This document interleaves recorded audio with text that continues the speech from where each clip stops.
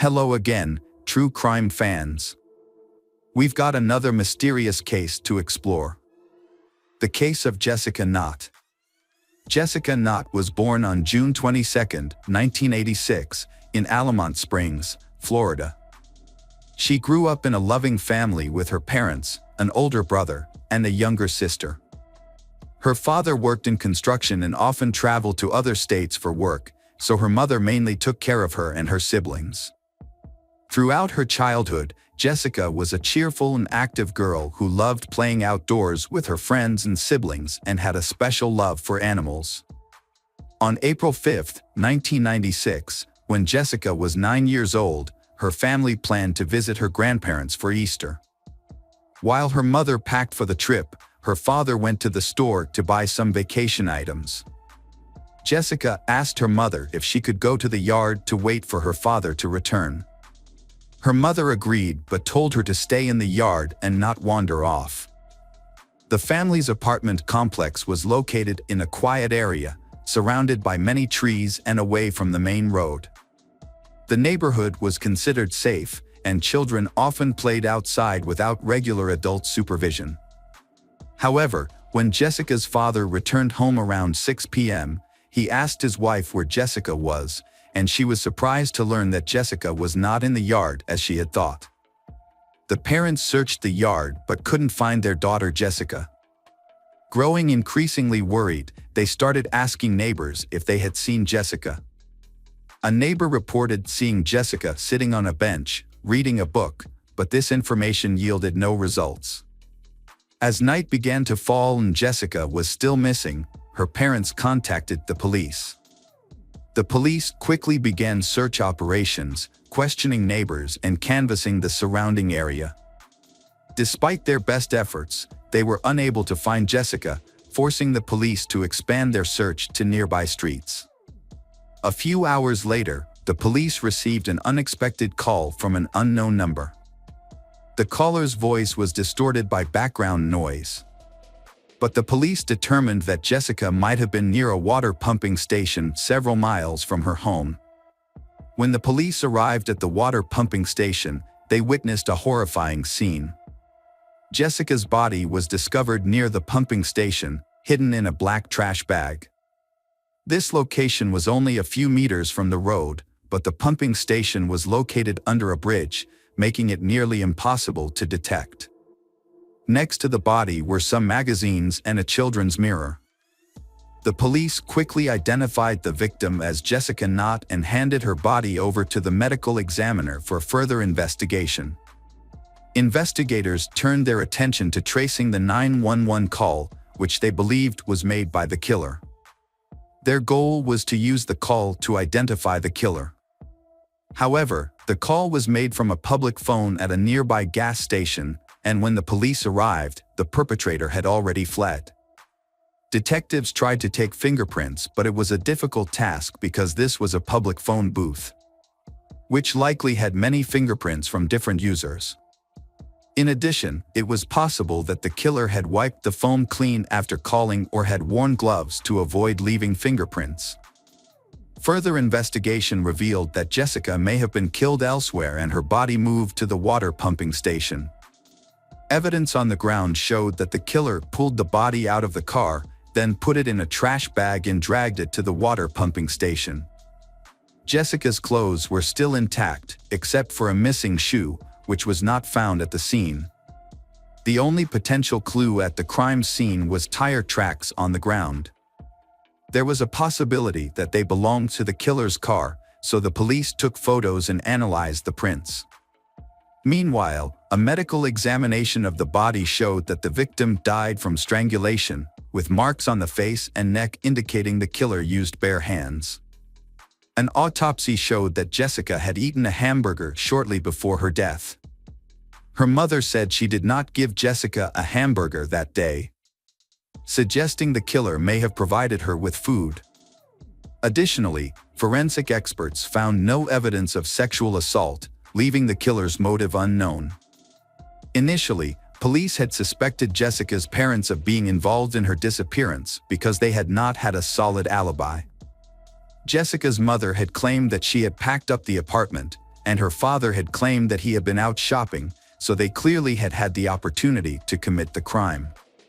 The police had been confused as to how the killer had been able to get Jessica out of the yard without anyone noticing or her screaming, leading them to believe that the killer might have been someone Jessica knew and trusted, and she might have voluntarily left with them. The killer's voice on the 911 call had provided another clue. In the recording, experts had detected feelings of grief and remorse, suggesting that the killer had truly felt remorse for his actions. The fact that the killer had taken the risk of calling 911 suggested that they might have been trying to minimize guilt or manipulate the investigation. However, the obvious sadness in the killer's voice had led investigators to believe that the killer had likely been remorseful for his actions.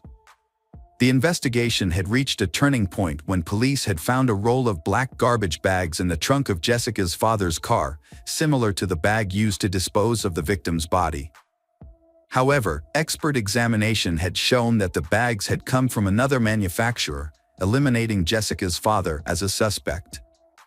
The focus of the investigation had then turned to other suspects. Forensic experts had conducted a thorough examination of the victim's clothes and body, thereby obtaining many clues. One notable discovery had been that there had been a significant amount of dog hair on Jessica's clothes, even though her family had not owned dogs. This suggested that the dog hair might have come from the perpetrator's dog. Additionally, human hair of an unidentified man had been found on Jessica's body, and experts had been working to extract the DNA profile from the sample. However, this process had taken several days. Further examination had revealed two strange fibers on Jessica's clothes that experts had analyzed and determined likely had originated from car seat covers and carpets. This finding had supported the theory that Jessica had been killed at a location other than the water pumping station and then transported there by car. To determine the breed of dog that had shed hair on Jessica's clothes, experts had used the FBI's specialized database, which contained microscopic photos of hair from many different dog breeds. By comparing fur samples with a database, experts had determined that the fur had belonged to a Shar-Pei. This discovery had suggested that the perpetrator might have owned the Shar-Pei and that the dog's fur had been transferred to Jessica's clothes at the perpetrator's home or in the car. According to investigators' initial theory, the killer might have lured Jessica into his car, taken her to buy hamburgers at McDonald's, and then taken her to his home, where she had been murdered. To aid the investigation, experts had tried to improve the quality of the phone call recordings, but this had proved difficult. They had decided to try a different approach and sought help from NASA, which had advanced audio enhancement tools originally designed for use in space recordings. NASA had agreed to assist and provide police with higher quality audio. However, experts still needed to sample the suspect's voice to compare with the call recording. Detectives had suspected that the killer might have known Jessica, so they had played the call recording for her mother, hoping she could recognize the voice. At first, she had said the voice was familiar but couldn't place it. When she had heard it a second time, she suddenly had realized that the voice belonged to a neighbor who had lived in their complex. Although she couldn't remember his name, she had told detectives that he often had taken his Shar-Pei for walks in the yard. Police had quickly identified this man as James Crow, 35 years old. Hours after Jessica had disappeared, investigators had questioned her neighbors, including James Crow. James had told them that he had seen Jessica in her yard while walking his dog, Pumpkin, a Shar-Pei. They had exchanged a few words and then he had left. Detectives had looked into his past and had found no history of criminal activity. He used to be a truck driver, but had been currently unemployed and had spent most of his time walking around the neighborhood with his dog. Detectives realized that the similarity in voice and breed of dog had not been enough to arrest James, so they obtained a search warrant for James' car. Inside, they found two disturbing clues. Under the front passenger seat, they discovered an empty Happy Meal bag, which was suspicious because James had no children and Jessica had had a McDonald's hamburger in her stomach. Additionally, The car had had brand new tires that had barely been used, which James had claimed to have changed on the day Jessica was murdered. However, his previous tire had not been very old and could have lasted a few more years. Police investigated further and discovered that one of James' old tires had been left behind at an auto service. When they compared the tire tread pattern to prints found near Jessica's body, they did not match. However, it was possible that tire marks on the ground did not belong to the killer's car but to another vehicle. Police also searched James' apartment, where they found a box containing several rolls of trash bags similar in size and color to the one found on Jessica's body. To determine if there was any connection between the bags, detectives needed to find a way to prove that they had come from the same manufacturer. At first, this seemed impossible, as the bags had had no distinctive markings or features and there were hundreds of manufacturers of similar products. The detectives had had an idea to solve this problem. They contacted Roberts, a quality control specialist for the company that had manufactured the bags found in James' apartment. Roberts pinpointed the factory that had produced the bags based on a special code on the cardboard box containing the rolls. The code indicated that the product had come from a facility in Virginia. Roberts explained that a small amount of iron or titanium was added to the bag's composition, depending on its color. Because the factory produced bags in many different colors, the materials used in production changed constantly, causing the ratio of plastic and iron or titanium to change daily. To take advantage of this information, experts used high-intensity X-rays to measure the presence of iron and titanium in the plastic of handbags from the suspect's apartment and the crime scene. This analysis provided exact ratios of elements, which were identical in both bags. This suggested the bags had been made on the same day and possibly from the same batch. However, there was more to the story than that. During the production of garbage bags, microscopic debris accumulated on the machine and imprinted on the plastic sheets as they were rolled out. This created a unique stripe pattern on each bag, visible to the naked eye. Even though the debris on the conveyor belt was constantly changing, creating a new pattern every few hundred feet of fabric, the results were consistent enough to provide another possible lead in the investigation. The similarity of the bags suggested that not only had they been produced in the same batch, but they had also been produced within a short time frame, perhaps just a few hours apart. Comparison of the bags from the suspect's apartment and the crime scene revealed a striking match in the lines and patterns on the bags. On further inspection, experts showed that the bags had been rolled into bundles by machine, which could have created irregularities during the rolling process. Although these irregularities were hardly noticeable, they could be detected by examining the edges of the bag, where the folds formed a unique pattern. Upon re-examining the bags, experts discovered that the pattern on the bags at the suspect's apartment matched the pattern at the crime scene. Further analysis also revealed that fibers found on Jessica's clothing had matched the carpet in James' apartment and the upholstery of his car seat. An audio expert had also analyzed the 911 call recording and compared it to James's voice sample, concluding that the voice in the recording belonged to James. Although the evidence was only circumstantial, detectives still believed in James' involvement in the case and decided to arrest him. James was taken into custody, and the prosecution announced its intention to seek the death penalty. Despite James continuing to deny guilt, the case still went to trial. The prosecution presented its theories, highlighting James' frequent outdoor activities with his dog, which had earned him the trust of local children, including Jessica. According to police, James had met Jessica while walking his dog and had struck up a conversation. He offered to take her to McDonald's, and she agreed because she knew him. After the meal, James allegedly invited Jessica to his home. While his wife was away, evidence had shown that Jessica was actually at James's house that day, as fibers from his living room carpet were found on her clothes. The investigation revealed that James might have tried to attack Jessica, but something went wrong.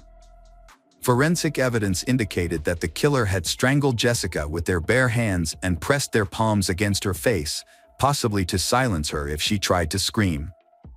Panicked, the killer then placed Jessica's body in a trash bag and transported it to their car without arousing suspicion from the neighbors. The killer dumped her body near a water station, called 911 from a nearby gas station, and returned home. During the preliminary hearings, James's attorneys attempted to defend the evidence, arguing that there was no concrete proof of James' guilt. Although the judge accepted the evidence, the defense pointed out that in murder cases, the standard of proof is higher and more direct. Therefore, the possibility that James could avoid the death penalty was very large. A plea agreement was offered to James based on the circumstances surrounding the case. The deal required him to plead guilty to second-degree murder and accept a sentence of 40 years in prison without parole, thereby avoiding the death penalty. 2 years after the murder, in the summer of 1998, James accepted the deal. Although he was not required to provide details about the crime, he said that one of the reasons he accepted the deal was to spare Jessica's family the torment of the trial. The prosecution believed James showed genuine remorse for his actions and used the 911 call as evidence. The purpose of the call was unclear, but it suggested James was trying to alleviate his guilt. However, Jessica's parents were not satisfied with this deal because they had hoped for the death penalty and wanted James to confess to the crime. Despite this, James remained silent about the details of his actions. James did not fully serve his sentence. He died in November 2011 at the age of 49 from health problems, taking with him details of his crimes and motives. Hello friends, welcome to our channel. Today we're going to take a look at another horrible case with you. The case of Sumner family. Carol and Reggie Sumner raised in Charleston, South Carolina. They were born in the same year, went to the same school, and were even in the same grade. Over time, their childhood friendship blossomed into a deeper affection. Neither of them recalls exactly when they began to develop romantic feelings for each other, but by the time they were 15 years old in 1959, they were dating. Their friends described them as a beautiful and harmonious couple. Reggie and Carol treasured their memories, keeping photos of their happy times together in their home archives. At the time, it seemed like they had their whole lives ahead of them, and they looked forward to a long and happy future together. Their feelings for each other were strong and mutual, and they were practically inseparable both in and out of school. They even started making plans to get married as soon as they turned 18, with the full support of their parents. In 1962, Reggie and Carol, a young couple, graduated from high school. However, their plans to get married were put on hold when Reggie was drafted into the Army a few months later. They decided to postpone their wedding until Reggie returned from his military service and made a promise to write each other regularly. As time passed, the separation took its toll. Reggie was deployed to Vietnam. Unfortunately, Carol lost contact with him, and she didn't even know if he was still alive. Despite the uncertainty, Carol continued her education and started working at the Charleston Air Force Base. A few years later, Carol got married, but the marriage was short-lived and ended in divorce. They didn't have any children together. In 1975, Carol married again, this time to Richard Alford, and gave birth to their daughter, Rhonda, in 1977. However, this marriage was also troubled, as Richard was abusive and had a drinking problem. The situation became unbearable for Carol, and by the mid-1980s, she couldn't take the abuse anymore. She took her daughter and filed for divorce. However, Richard refused to leave her alone and continued to harass her, trying to ruin her life. In 1987, Richard purchased a handgun and ammunition. After a night of heavy drinking, he went to his ex-wife Carol's home, intending to confront her. When Carol answered the door, their 10-year-old daughter Rhonda was present in the room. However, the presence of his child did not deter Richard, who was intoxicated. He pulled out the gun and shot Carol multiple times in front of Rhonda. Richard then drove to a secluded area, where he fired the remaining bullet into his temple, taking his own life. Carol was fortunate to survive the shooting due to the prompt response of neighbors, who heard the gunshots and Rhonda's cries for help. They called the police and an ambulance, which rushed Carol to the hospital. Carol's condition was critical, and she underwent several complex surgeries and blood transfusions.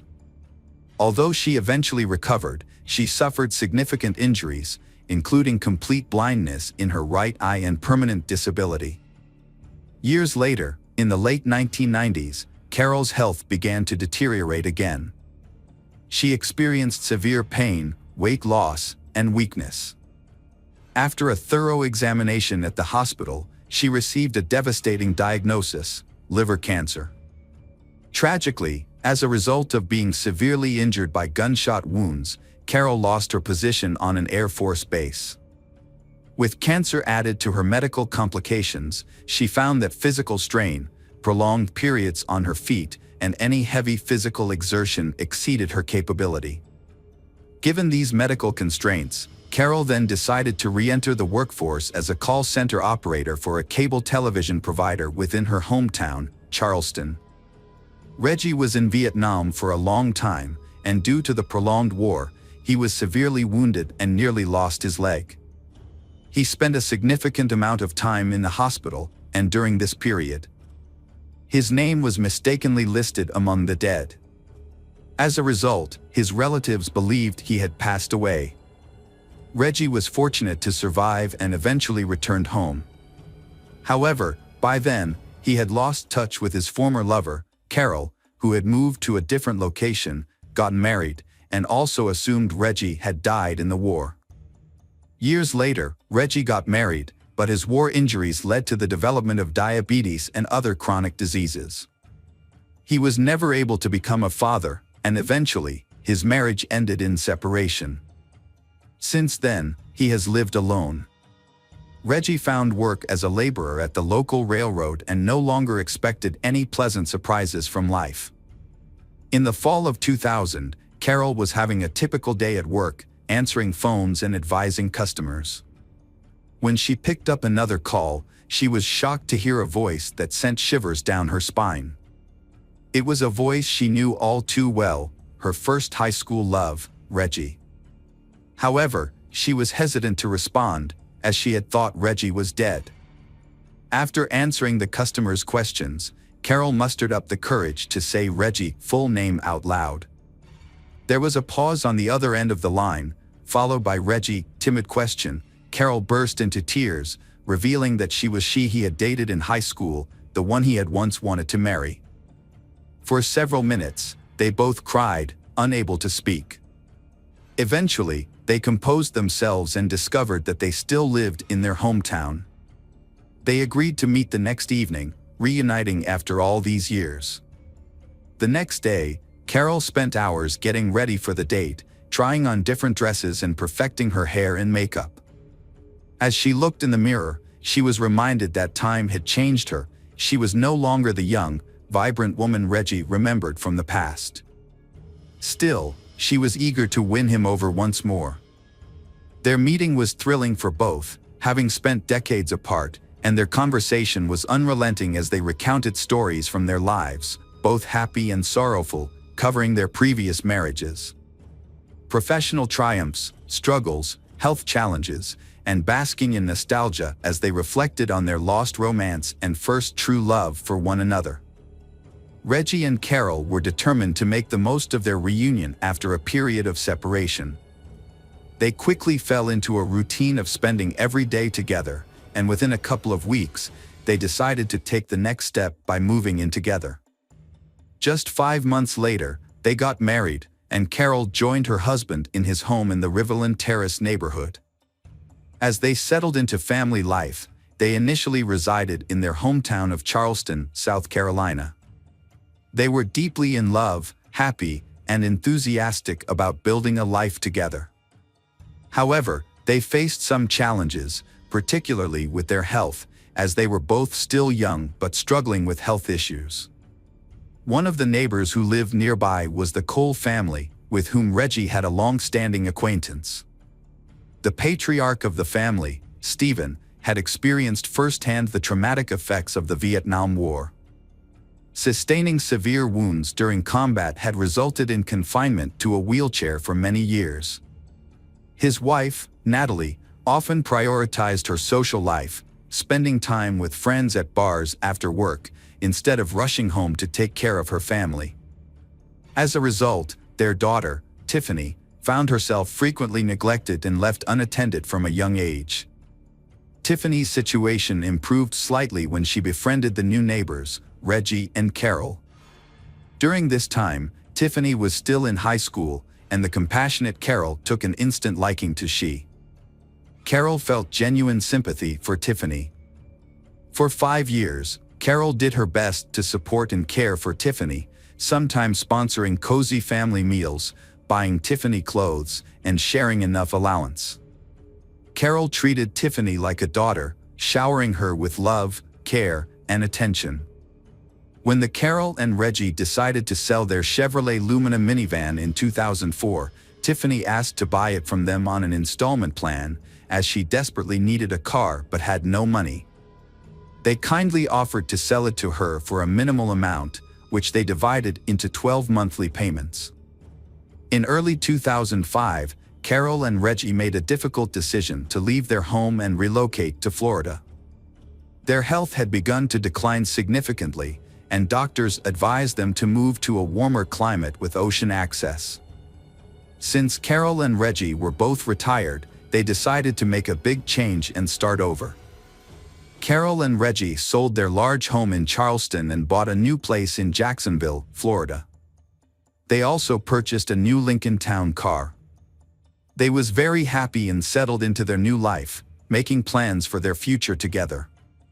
Carol would call her adult daughter Rhonda every day to share her thoughts, plans, and daily experiences. However, in June 2005, Rhonda was surprised and concerned when her mother didn't call her as usual. At first, Rhonda tried to brush off her worries, hoping that everything was fine with her parents and that they would call her back soon. But when the next day passed without hearing from them, Rhonda's concern grew. She tried calling her parents' cell phones every 30 minutes, but they were now out of service. She also left messages on their home phone, but none of them were returned. Rhonda set out on a solo road trip to check on her mother and stepfather in another state. After a 5-hour drive, she arrived at their house. What struck her as unusual was the absence of a car in the driveway. Things only got stranger from there. As she approached the front door, she found it slightly ajar, an eerie quietness, and a light on in one of the rooms despite the bright sunlight outside. Rhonda called out for her mother and stepfather Reggie, but received no response. She ventured into the kitchen, where she was greeted by a scene that looked like a sudden and mysterious departure. A table was set for two, with food that appeared to have been left untouched for days. The rest of the house was also in disarray, with belongings scattered about and doors and cupboards left open. Adding to the sense of abandonment and unease, their bedroom showed signs of a thorough search, but it was unclear what the person was looking for or who was responsible. On the bedside table, essential medications were left behind, including her mother's cancer pills, which she took 3 times a day, and Reggie's insulin, which he administered hourly. Notably, their cell phones were completely out of battery, rendering them useless. Rhonda quickly realized that her mother and stepfather were unable to leave their home without their essential medications and cell phones. She immediately contacted the police to report the incident, alerting them to the suspicious individuals. They in the car was quickly added to the wanted list, and all bank cards belonging to Carol and Reggie were frozen. The first few days of the search yielded nothing, with no sign of the imposters or any witnesses. However, on June 12, several developments led the police to close in on the perpetrators. A crucial lead emerged when a man, claiming to be Reggie, contacted one of the banks, complaining that his card was blocked and he was unable to withdraw cash. A bank employee grew suspicious when checking the card information and offered to resolve the issue by visiting a nearby branch, but the caller, Mr. Reggie, hung up. Minutes later, a woman called from the same number, claiming to be Mrs. Carroll, and reported a similar problem with her card being blocked. When the bank asked her to visit a branch in person, she refused, citing health issues, and urgently requested access to her savings. Her request was denied. The bank promptly handed over the call details and recordings to the police. The police investigation continued at the station, where they played the suspicious phone calls for Rhonda. She immediately confirmed that the voices did not belong to her Carol and Reggie. In fact, the voices sounded too young to be them. As a result, the authorities believed that the imposters were likely involved in the Carol and Reggie disappearance, either holding them captive or killing them after extracting information about their bank accounts and cards. The search for the missing couple led to a breakthrough a few days later, when their car was discovered abandoned on a remote road in a wooded area. A thorough examination of the vehicle revealed no signs of blood or struggle in the cabin. However, in the trunk, experts found hair and sweat marks that belonged to they.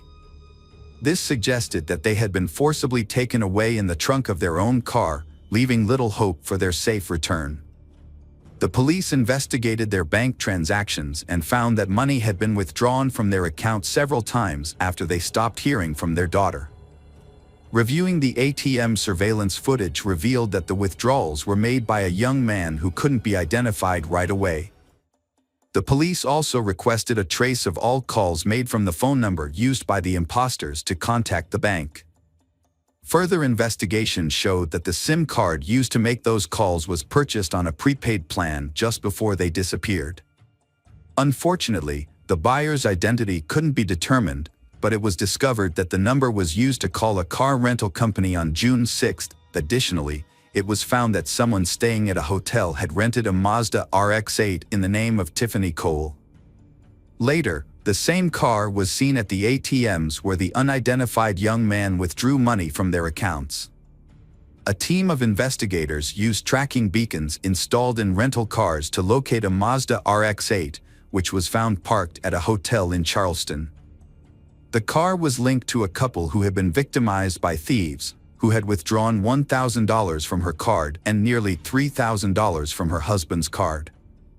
A capture team was quickly dispatched to the hotel, where they burst into the room where the thieves were staying. The room was found to be filled with numerous packages and receipts from various stores, indicating that the thieves had been on a spending spree, purchasing items such as clothing, electronics, video games, cosmetics, perfumes, and expensive liquor. 3 people were found inside the location, clearly caught off guard by the police visit.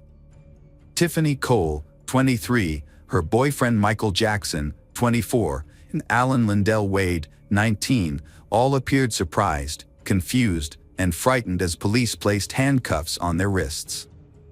The trio was taken to the police station, separated into different rooms for questioning, and initially pretended to be unaware of the accusations or refused to speak. A search of the premises uncovered significant evidence, including stolen bank cards, the laptop, some of Carol's jewelry, Reggie's expensive coin collection, the keys to their Lincoln Town car, and pawn shop receipts in Tiffany Cole's name. During the investigation, it was discovered that Tiffany had sold some of the stolen jewelry and spent the money with friends. After several hours of interrogation, Tiffany finally began to talk, bursting into tears as she confessed that she and her friends had robbed the elderly couple but claimed no further harm was done. The group then went on the run, using the stolen money for their own gain. Tiffany also implicated another individual, Bruce Kent Nixon, 19, who was paid $300 for his assistance in the crime. She stated that they never saw Bruce Kent Nixon again after the incident. Bruce Kent Nixon's decision to commit a crime was motivated by a promise of a fixed amount of money, which he quickly spent on illicit substances. As a result, he did not make an effort to hide or flee, living in the same city of Charleston. He was eventually arrested at his parents' home. It began in May 2005, when Tiffany visited the Summers to make a payment on a car she had purchased 6 months prior. The Summers, Carol, and Reggie were known for their hospitality and would often invite Tiffany to stay overnight or for a few days, treating her to good food and gifts. On this particular occasion, Tiffany arrived with her new boyfriend, and they were both welcomed to dinner and invited to stay overnight.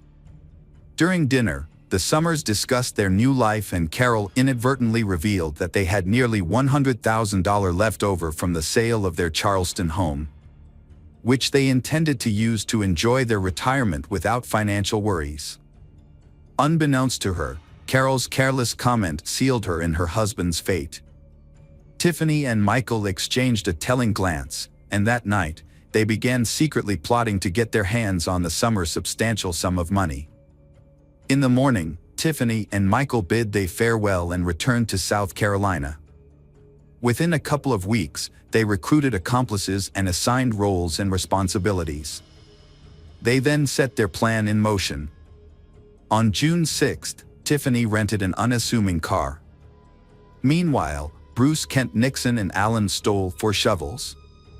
Together, they drove to the outskirts of Jacksonville, where they identified a secluded spot in the woods and started digging a deep hole, which would ultimately become the Summers' grave. On the morning of July 8th, Tiffany purchased rope and duct tape from a hardware store, which she later provided to her accomplices, Bruce Kent Nixon and Alan. That evening, Bruce Kent Nixon and Alan approached the home of their intended victim, pretending to need assistance and asking to use the phone. Despite finding the young men suspicious, the homeowner, Carol, allowed them to enter. As soon as they were inside, they attacked Carol and her husband, who had rushed to her aid, threatening them with a toy gun. The Carol and Reggie was then bound with duct tape, blindfolded, and interrogated about the location of valuable items in the house, including their bank account information and PIN codes. They provided this information in an attempt to save their lives, as they were subjected to torture and death threats. After obtaining the necessary details, 2 additional individuals entered the house, assisting in dragging the Carol and Reggie into the backyard. They was then forced into the trunk of their own car, a Lincoln, which was being driven by Alan and Bruce Kent Nixon. Following behind them in a rented Mazda ARX-8 were Tiffany and Michael. The plan was that if a police patrol intercepted the car carrying the captive couple, a second car would draw the officers' attention away by recklessly speeding or breaking traffic rules. However, no police were encountered, and both cars reached their destination without incident. In the trunk, Reggie managed to free his arm and remove the bandages and duct tape covering his and his wife's faces, allowing them to breathe. However, there was no time to make any further attempts to escape. As the trunk lid opened, the Carol and Reggie was shocked and bewildered to see among their kidnappers Tiffany and her boyfriend, who had visited them recently. The kidnappers led the captive Carol and Reggie several dozen meters through the woods to a pre-dug grave. The Carol and Reggie begged for mercy, but their pleas fell on deaf ears. The young kidnappers brutally murdered them by burying them alive. According to Bruce Kent Nixon, the kidnappers spent about an hour burying the Carol and Reggie under earth. Throughout the horrific ordeal, the bound and helpless Carol and Reggie cried, confessed their love for each other, and said their goodbyes. The investigation revealed that the spouses had died from suffocation, with soil found in their mouths, respiratory tracts, and stomachs, indicating they had been buried alive. After committing the heinous crime, the perpetrators abandoned the Lincoln in the woods and returned to town in a rented car. They then went to the Sumner house, where they stole all the valuables they could find, before returning to South Carolina to spend their loot. However, their freedom was short-lived, as the stolen cards were blocked after 2 days, and all participants in the crime were arrested 4 days later. During the trial, Bruce Kent Nixon was the only one who fully admitted his guilt from the beginning and cooperated with the investigation, hoping for a lighter sentence. He led the authorities to the burial site of the spouses and provided a detailed account of the events of that fateful night.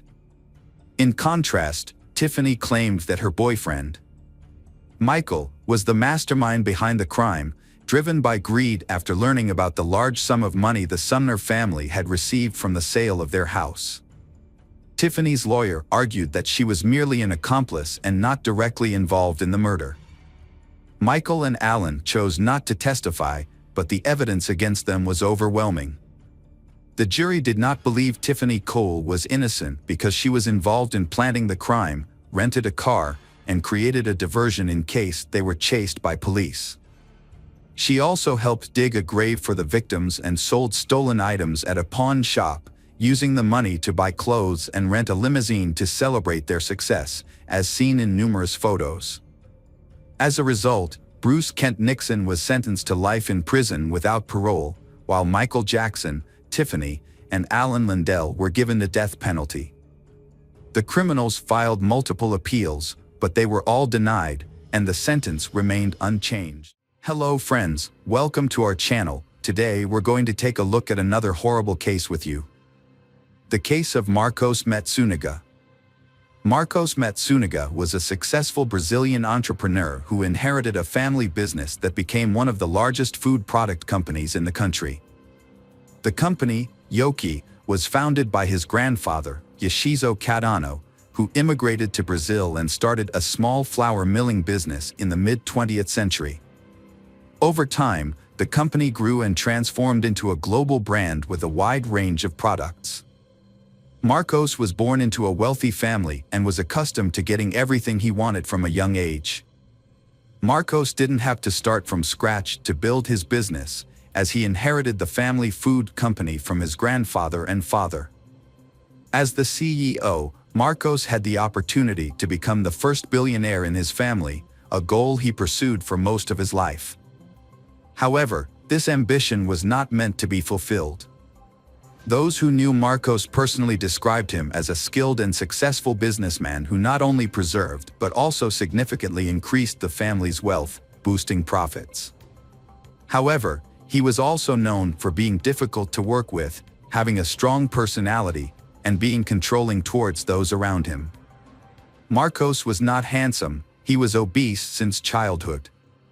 He had to wear glasses due to vision problems, short stature, and somewhat clumsy. All of these caused Marcos a lot of problems when communicating with friends, leading to a lack of friends and isolation. Despite his wealth and business success, Marcos found it difficult to establish a meaningful relationship. His arrogance and egoism often repelled women, making it hard for him to connect with someone beyond a few dates. Consequently, he frequently relied on the services of escorts, as his wealth and status were not enough to make him a desirable partner. Very little information is publicly available about the entrepreneur's first wife. What is known is that their marriage was not based on romance or passion, but rather necessity and family pressure. The marriage endured for several years, although both spouses soon came to regret their decision to start a family. Initially, the young wife tried to accommodate her husband's complicated personality, hoping they would eventually form a supportive and loving partnership. However, her expectations were unfulfilled, and they gradually grew further apart. The businessmen primarily sought companionship on websites where women offered intimate services in exchange for money. Elise was one of these women, a call girl with profiles on multiple platforms. He came across her profile, a gorgeous blonde with a great figure, and began booking her services regularly, paying her handsomely for their time together. Elise was 6 years younger than him.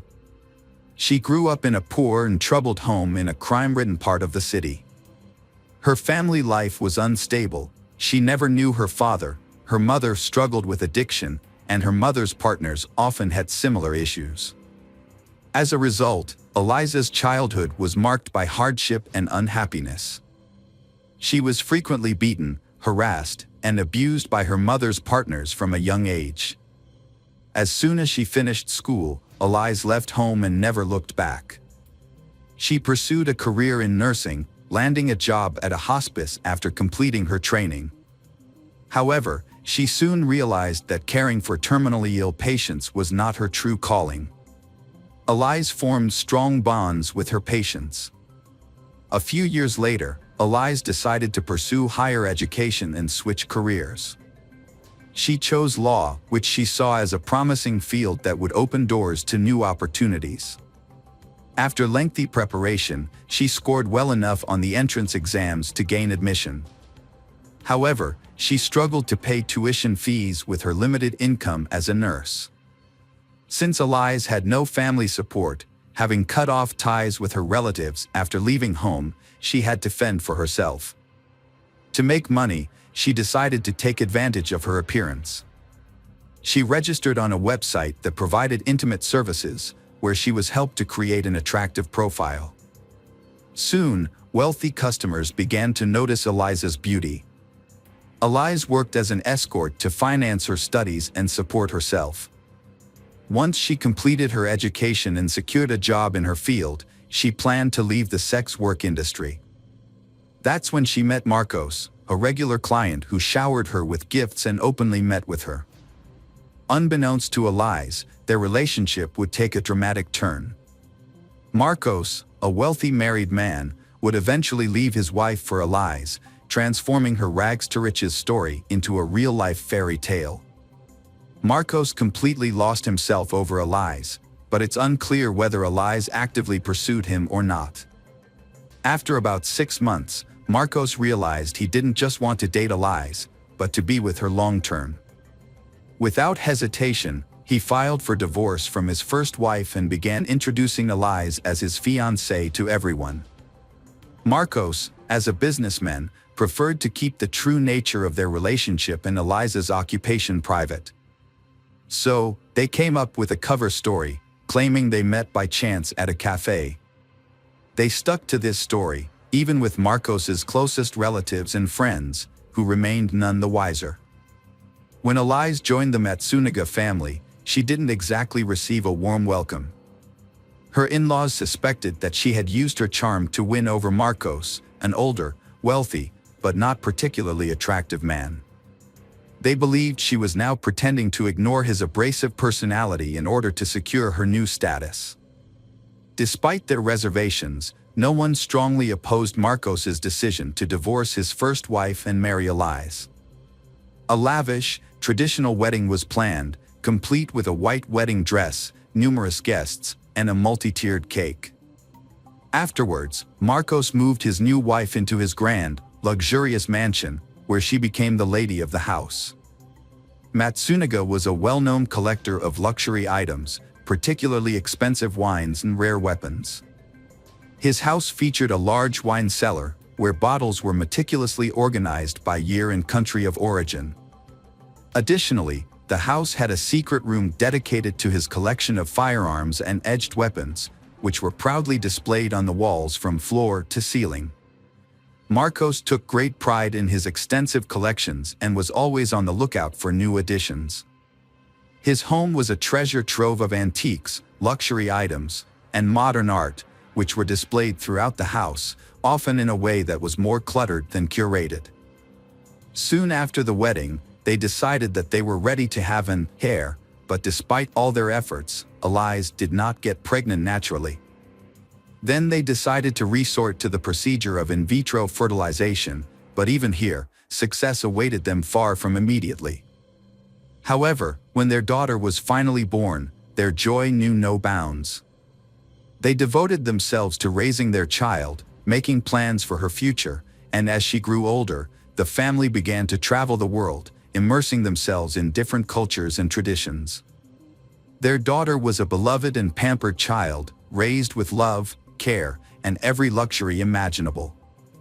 When Eliza entered his life, she surprised him by showing a willingness to learn about hunting. Together, they visited shooting ranges, where she became proficient in handling firearms. Eventually, they ventured into the woods to hunt wild animals. Eliza approached hunting as a competitive challenge, unfazed by the act of taking animal lives. Marcos appreciated her mindset and enjoyed watching her skillfully wield her weapons and stalk prey. Marcos taught Eliza various outdoor skills, including how to skin and carve wild animals such as boars, deer, and other forest creatures. Together, they would dissect the animals using large knives, cleavers, and axes to separate the body parts. Unconventionally, the family did not keep traditional pets like cats or dogs. Instead, they kept poisonous snakes in specially designed terrariums that mimicked their natural habitats. This was a long-held dream of Marcos, who had a passion for snakes, but his first wife had never approved of the idea of having a terrarium in their home. Eliza had successfully adopted Marcos's unusual hobbies, which had grown on Eliza. In the spring of 2012, Marcos was on the verge of making a significant deal that would take his wealth and career to a new level, potentially making him a billionaire.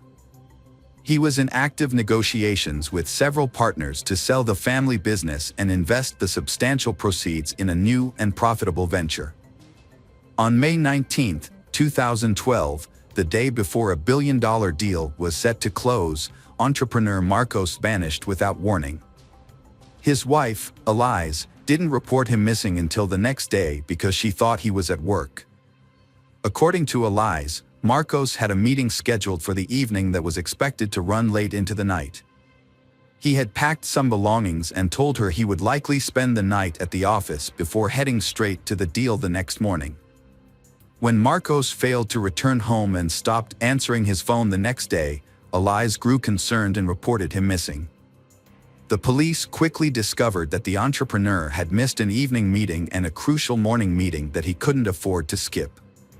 This led to immediate speculation that the millionaire had been kidnapped, and it was likely that his family would receive ransom demands in the coming hours. However, 24 hours passed, followed by another day, with no ransom demands received. As a result, hopes of finding Marcos alive began to dwindle. Meanwhile, investigators were actively questioning the businessman's relatives, friends, and business partners to identify potential enemies and determine who could benefit from his disappearance or the disruption of the impending deal.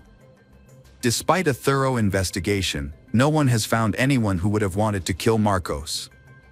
He was a capable and forward-thinking businessman who made strategic decisions that often benefited everyone involved.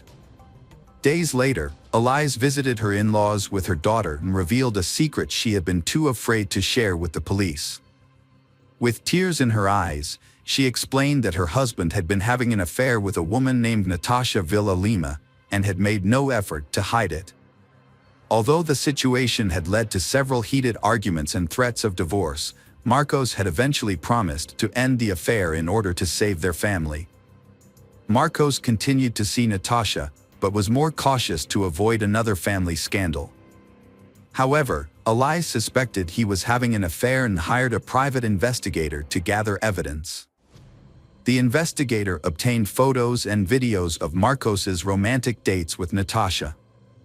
Notably, he took Natasha to the same restaurants and entertainment venues that he and his wife frequented, where he was very popular. It seemed that Marcos was deliberately showing his disdain for his wife and openly cheating on her without any attempt to hide it. It was later discovered that Natasha Lima was found on the same intimate services website where Marcos first met his wife, Eliza. They dated for about 5 months, during which time he showered her with expensive gifts, including a luxury car, and paid her a large sum of money to delete her online profile. Meanwhile, Eliza discovered incriminating photos and videos of Marcos's infidelity and showed them to his parents. She also revealed that she had confronted Marcos with the evidence just a day before his disappearance, but instead of apologizing, he abruptly packed his things, informed Eliza that he was leaving her, and disappeared without a word. According to Eliza, Marcos had simply given in to his passion and abandoned his life to be with his new mistress.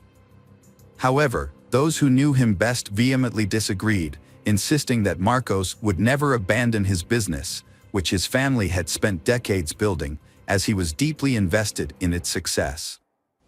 A gruesome discovery was made by a passerby about a week later, when scattered garbage bags were found in a remote area approximately half a 100 kilometers from the missing Marcos's house. Upon examination of the bags, police discovered human remains which were identified as Marcos Matsunaga, a person for whom an extensive national search was ongoing. Forensic examination concluded the victim had died as a result of a shot to the head before the perpetrator cut and packaged his dismembered remains.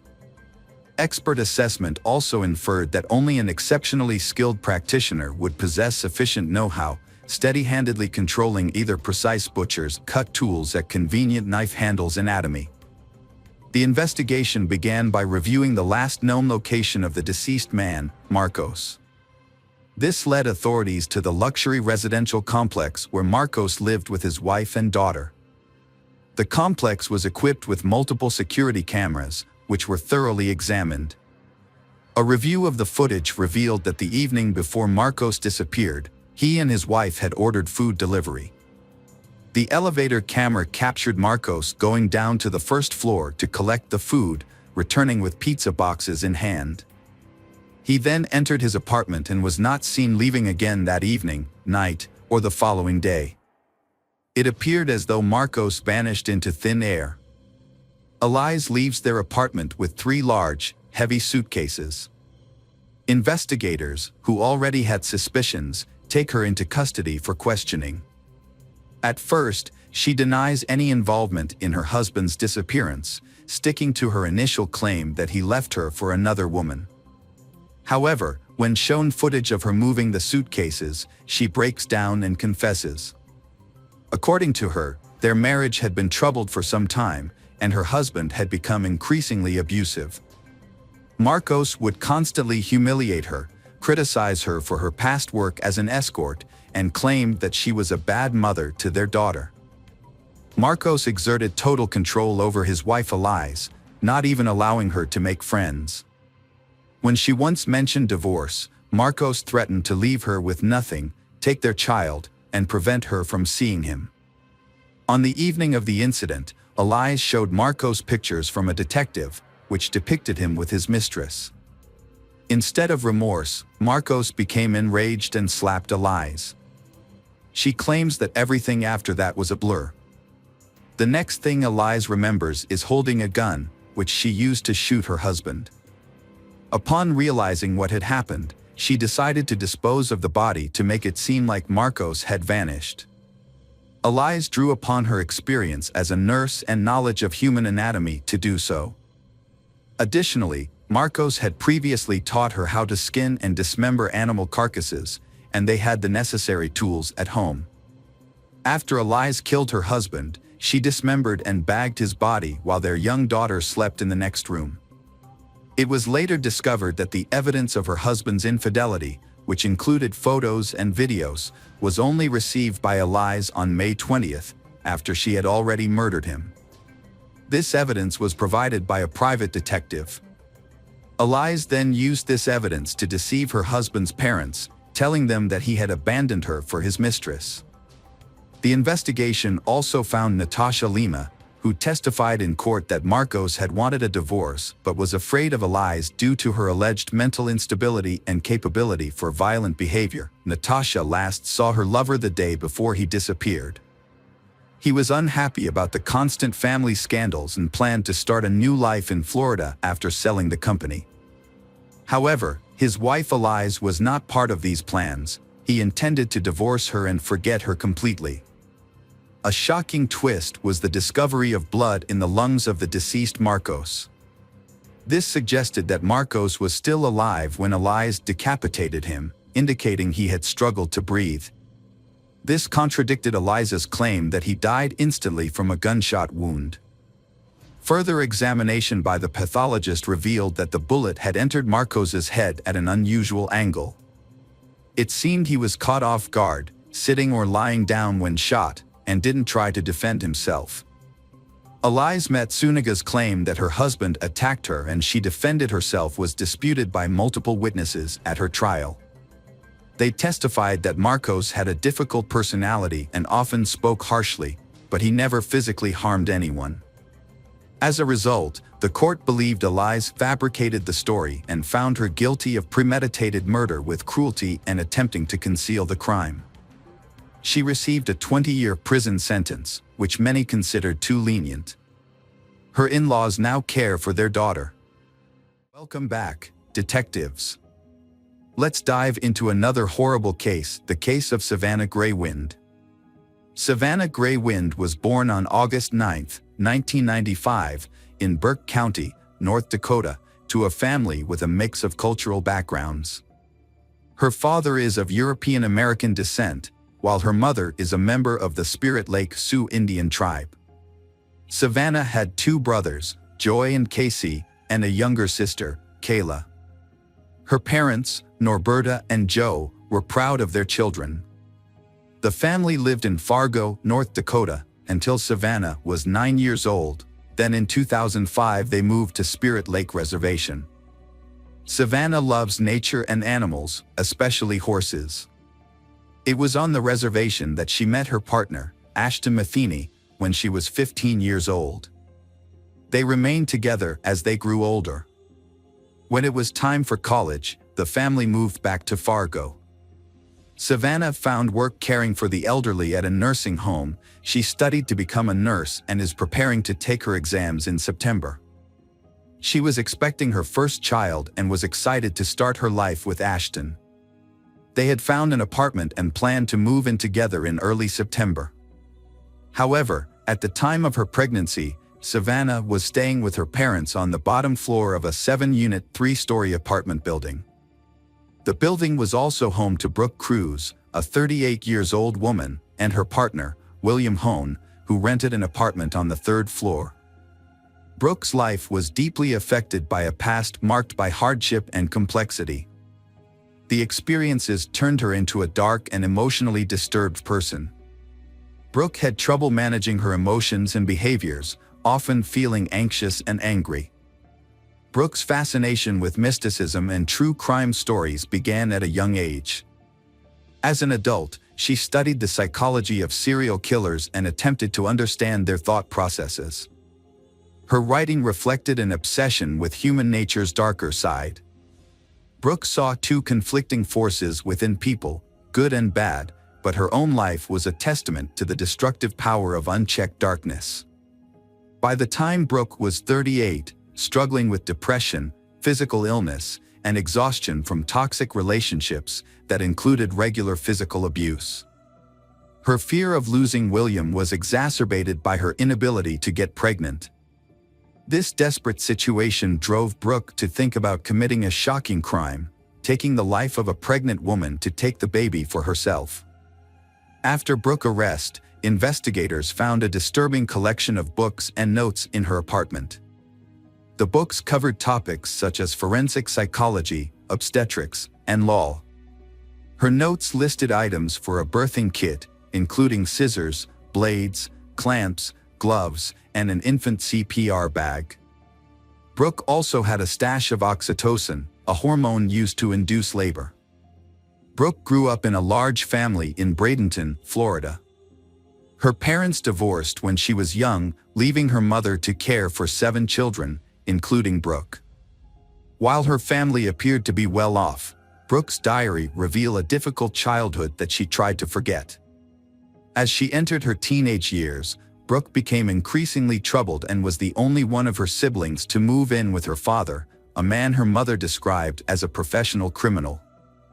After a difficult period living with her father, Brooke was passed around through various foster families, causing her to lose contact with her siblings. Years later, they would only find out that Brooke had become the mother of 7 children. In 1995, when she was 15 years old, she met Aaron Edwards. 2 years later, she gave birth to her first child in Florida but chose to leave the baby with the father and relocate. Despite a court order to pay child support, Brooke failed to meet her obligations. She would eventually reconnect with her daughter briefly on Facebook when the child turned 14. Brooke worked multiple jobs, including as a waitress at the Chinese Dragon restaurant, a sales representative, and an animal specialist at Petland in Florida. However, her life was further marked by brushes with the law. In 2002, the 23-year-old was jailed in Missouri for document falsification but was paroled on August 31, 2022. Unfortunately, her freedom was short-lived, as she was rearrested and jailed in Texas for violating her parole. By the time Brooke was 27, she married Carl Cruz, a carpenter from Minnesota, in 2006. She gave birth to 2 children and worked as an administrative assistant at her husband's carpentry shop. However, Brooke had an affair, which ultimately led to their divorce in June 2009. Carl Cruz gained custody of their children, and Brooke moved to California without explanation. The only thing she did carefully and diligently throughout her life was to keep diaries, meticulously recording events as they unfolded. After a terrible crime has occurred, the diary was published in the press. The diary told of a string of lovers, home births, and abortions.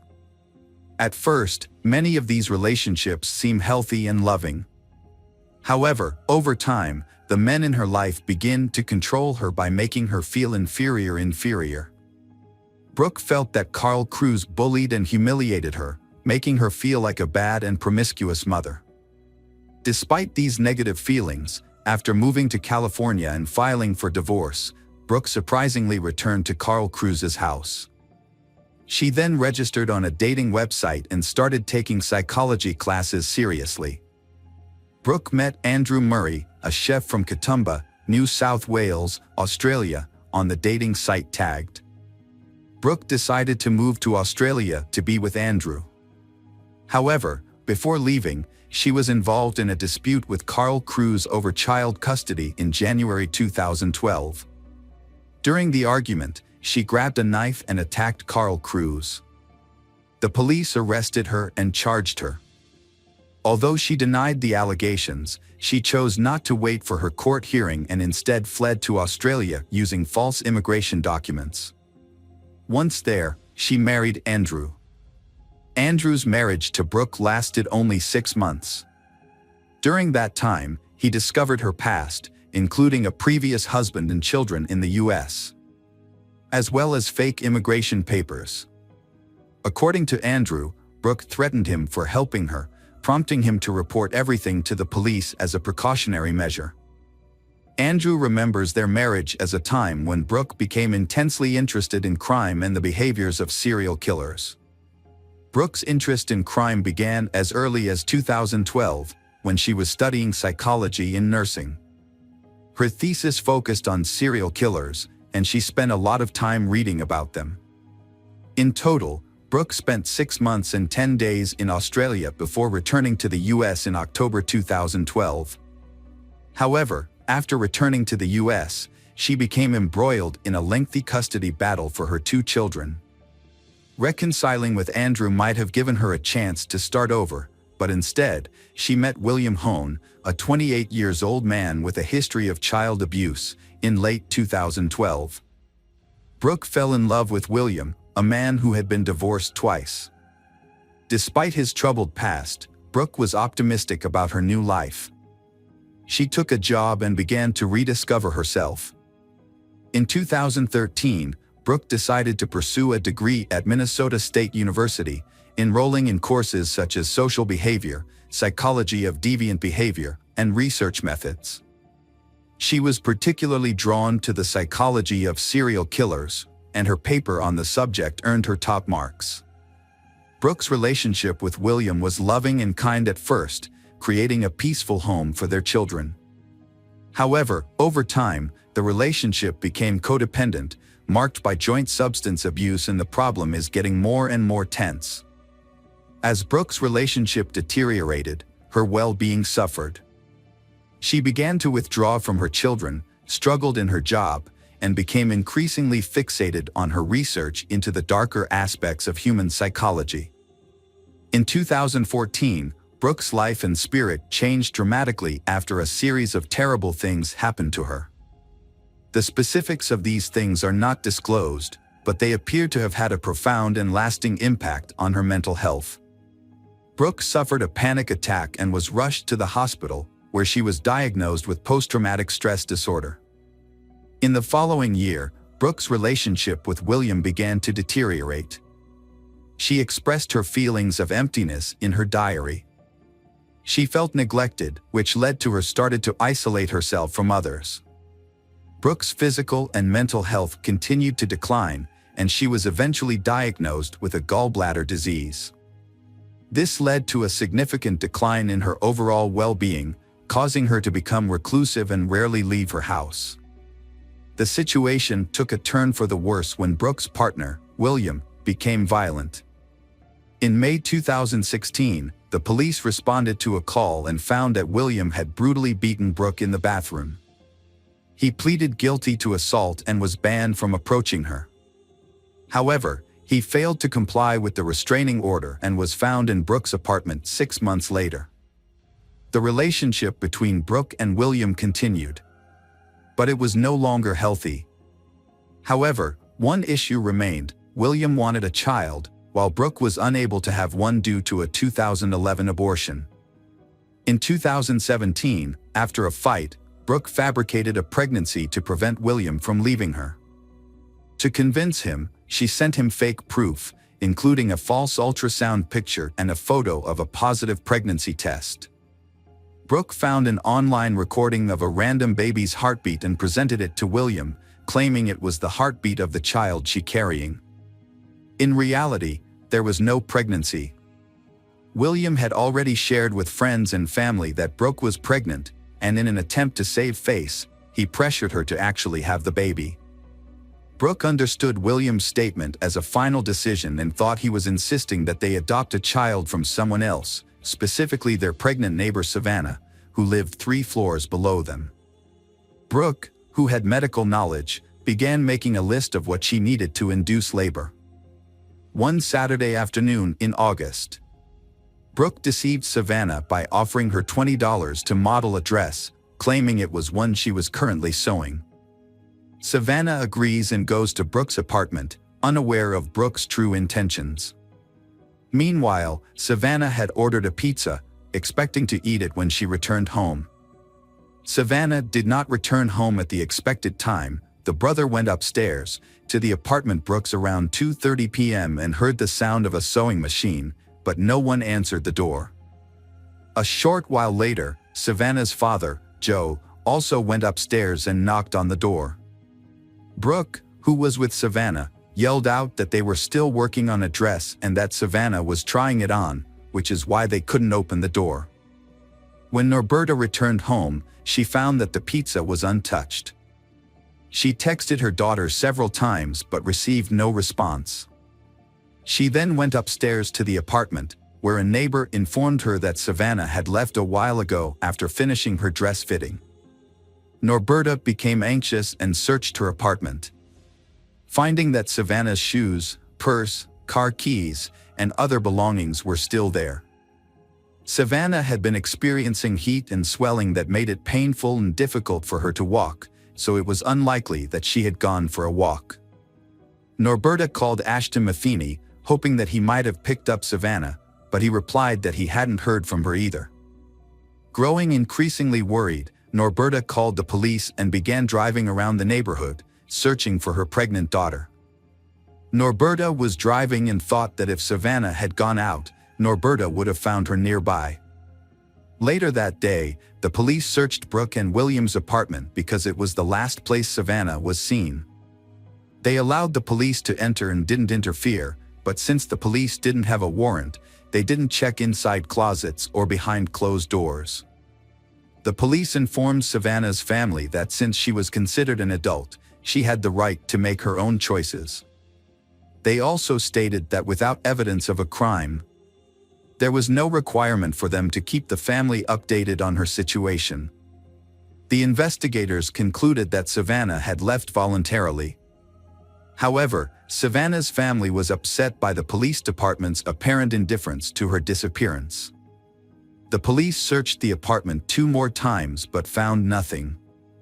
Later, William would admit that he hid Savannah infant in a suitcase and Savannah's body in a dresser with the shelves removed. 2 days after Savannah's murder, William and Brooke drove to a bridge over the Red River, carrying the dresser with Savannah's body, and dumped it into the water. On August 23, 2017, William's co-workers reported to police that he had mentioned having a baby at home. Around the same time, residents of the apartment building where Williams lived hearing a baby crying from apartment number 5, prompting them to notify the police. With this new information, officers obtained a warrant and conducted a thorough search of the apartment, where they found a live newborn baby girl. Brooke later revealed that Savannah had given her the baby. According to Brooke, Savannah had given birth to the baby just 2 days after she went missing. Savannah had confided in Brooke that she didn't want the baby and had asked for Brooke help in inducing labor. 2 days later, at 3 a.m., Savannah arrived at Brooke's home with the baby in her arms and handed the infant over to her. After Savannah was reported missing, the police took her baby into temporary custody.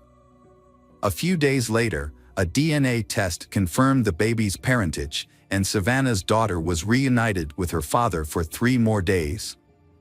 The police and hundreds of local residents conducted a thorough search of the area. The police asked residents to carefully check their properties, including vacant apartments, dumpsters, and any other hiding for evidence. At a press conference on August 27, the police chief urged the public to help find Savannah. However, just a day later, a fisherman found her body wrapped in plastic on the Red River near Harwood. Savannah was identified by a tattoo on her leg. The police charged Brooke Cruz and William Home with conspiracy to commit murder, conspiracy to kidnap, and providing false information. They admitted to the incident, with Brooke explaining that she initiated the fight by accusing Savannah of taking her cat without permission and mistreating it. The argument turned physical, and Brooke pushed Savannah, who fell and hit her head on the bathroom sink, losing consciousness. Brooke used a knife to remove the baby from Savannah, making a cut from hip to hip. As she did this, Savannah went consciousness. When questioned, Brooke confirmed that William was not aware of the plan beforehand. According to Brooke, William came home, entered the bathroom, and saw Savannah. He asked if Savannah was alive, and Brooke replied that she didn't know. William then left the bathroom briefly, returning in his underwear with a rope. He used the rope to strangle Savannah. After the murder, Brooke and William cleaned the floor and walls. Then stuffed Savannah's body into a bathroom closet. When the police arrived, Brooke attempted to remain calm. The officers searched the apartment, but their search was superficial due to the lack of a search warrant. As a result, they did not look in closets or dressers. According to Brooke, the child was under a blanket on the bed next to William during the searches. The child was calm and did not cry, so the child was not discovered. By the time of the third inspection on August 20th, Savannah's body had been moved to a dresser, and the infant was hidden in a suitcase. On August 21st, Brooke and William disposed of a dresser by taking it down the stairs, loading it into their Jeep Cherokee, and driving it to the river. William denied participating in the crime, but admitted to hiding a newborn baby girl and providing false information to police to cover up the crime. Both Brooke and William were set a bail of $2 million, which William thought was an unrealistic amount. Brooke was later sentenced to life in prison without the possibility of parole. Although William's participation in the crime was not proven during the trial, he was found guilty of kidnapping and sentenced to life in prison after pleading guilty. A cellmate of Brooke's, Jennifer Robinson, testified against Brooke, claiming that Brooke had confessed to strangling Savannah with a rope after discovering Savannah's affair with William. In May 2019, William was sent to prison. On October 7, 2019, he appealed to the Supreme Court. After a review of his sentence, Judge Olin, who had originally given William a life sentence, decided to give him the longest possible sentence allowed at the time, which was 20 years in prison. Since William had already spent 775 days in prison, he would have to serve more than 7 additional years. Savannah's baby, Hasley, is now 6 years old and attending kindergarten. The Savannah's parents regularly post updates on their public Facebook page about their granddaughter's life. The case has received significant attention, and Norberta believes that her daughter's disappearance was not taken seriously because Savannah was Native American. She thinks that if Savannah were white, her disappearance would have been treated more seriously. Welcome back, detectives. Let's dive into another horrible case, the case of Luz Maria Lopez. Luz Maria Lopez was born on March 17, 1995, in San Cristobal, Verapaz, a small town, to a modest family. She was the youngest of 2 children. Her parents, Al Morales and Brian, raised her along with her older brother, Omar. Luz Maria's early life was marked by a serious health scare. As an infant, she nearly died due to an intestinal obstruction and underwent a complex surgery. Although her doctors were uncertain about her chances of recovery, her mother's prayers and faith played a significant role in Luz Maria's survival. Fortunately, the surgery did not affect Luz Maria's development. She grew up to be a healthy and active child. During her school years, Luz Maria was a sporty. She was actively involved in gymnastics, athletics, and classical dance. She easily makes friends with everyone and got along with people from different backgrounds. Luz Maria excelled academically, particularly in the humanities. After completing her secondary education, Luz Maria decided to pursue higher education at a prestigious state university. She chose to study law and later specialized in criminalistics, a field that had always fascinated her. A fateful encounter took place when Luz Maria accompanied her mother to a car dealership in Coban, the capital of Alta Verapaz. The occasion was her older brother's 25th birthday, and the family wanted to surprise him with a motorcycle he had always desired. Inside the dealership, they were warmly greeted by a courteous and attentive young sales consultant named Jorge, who showcased the available models, offering some advice.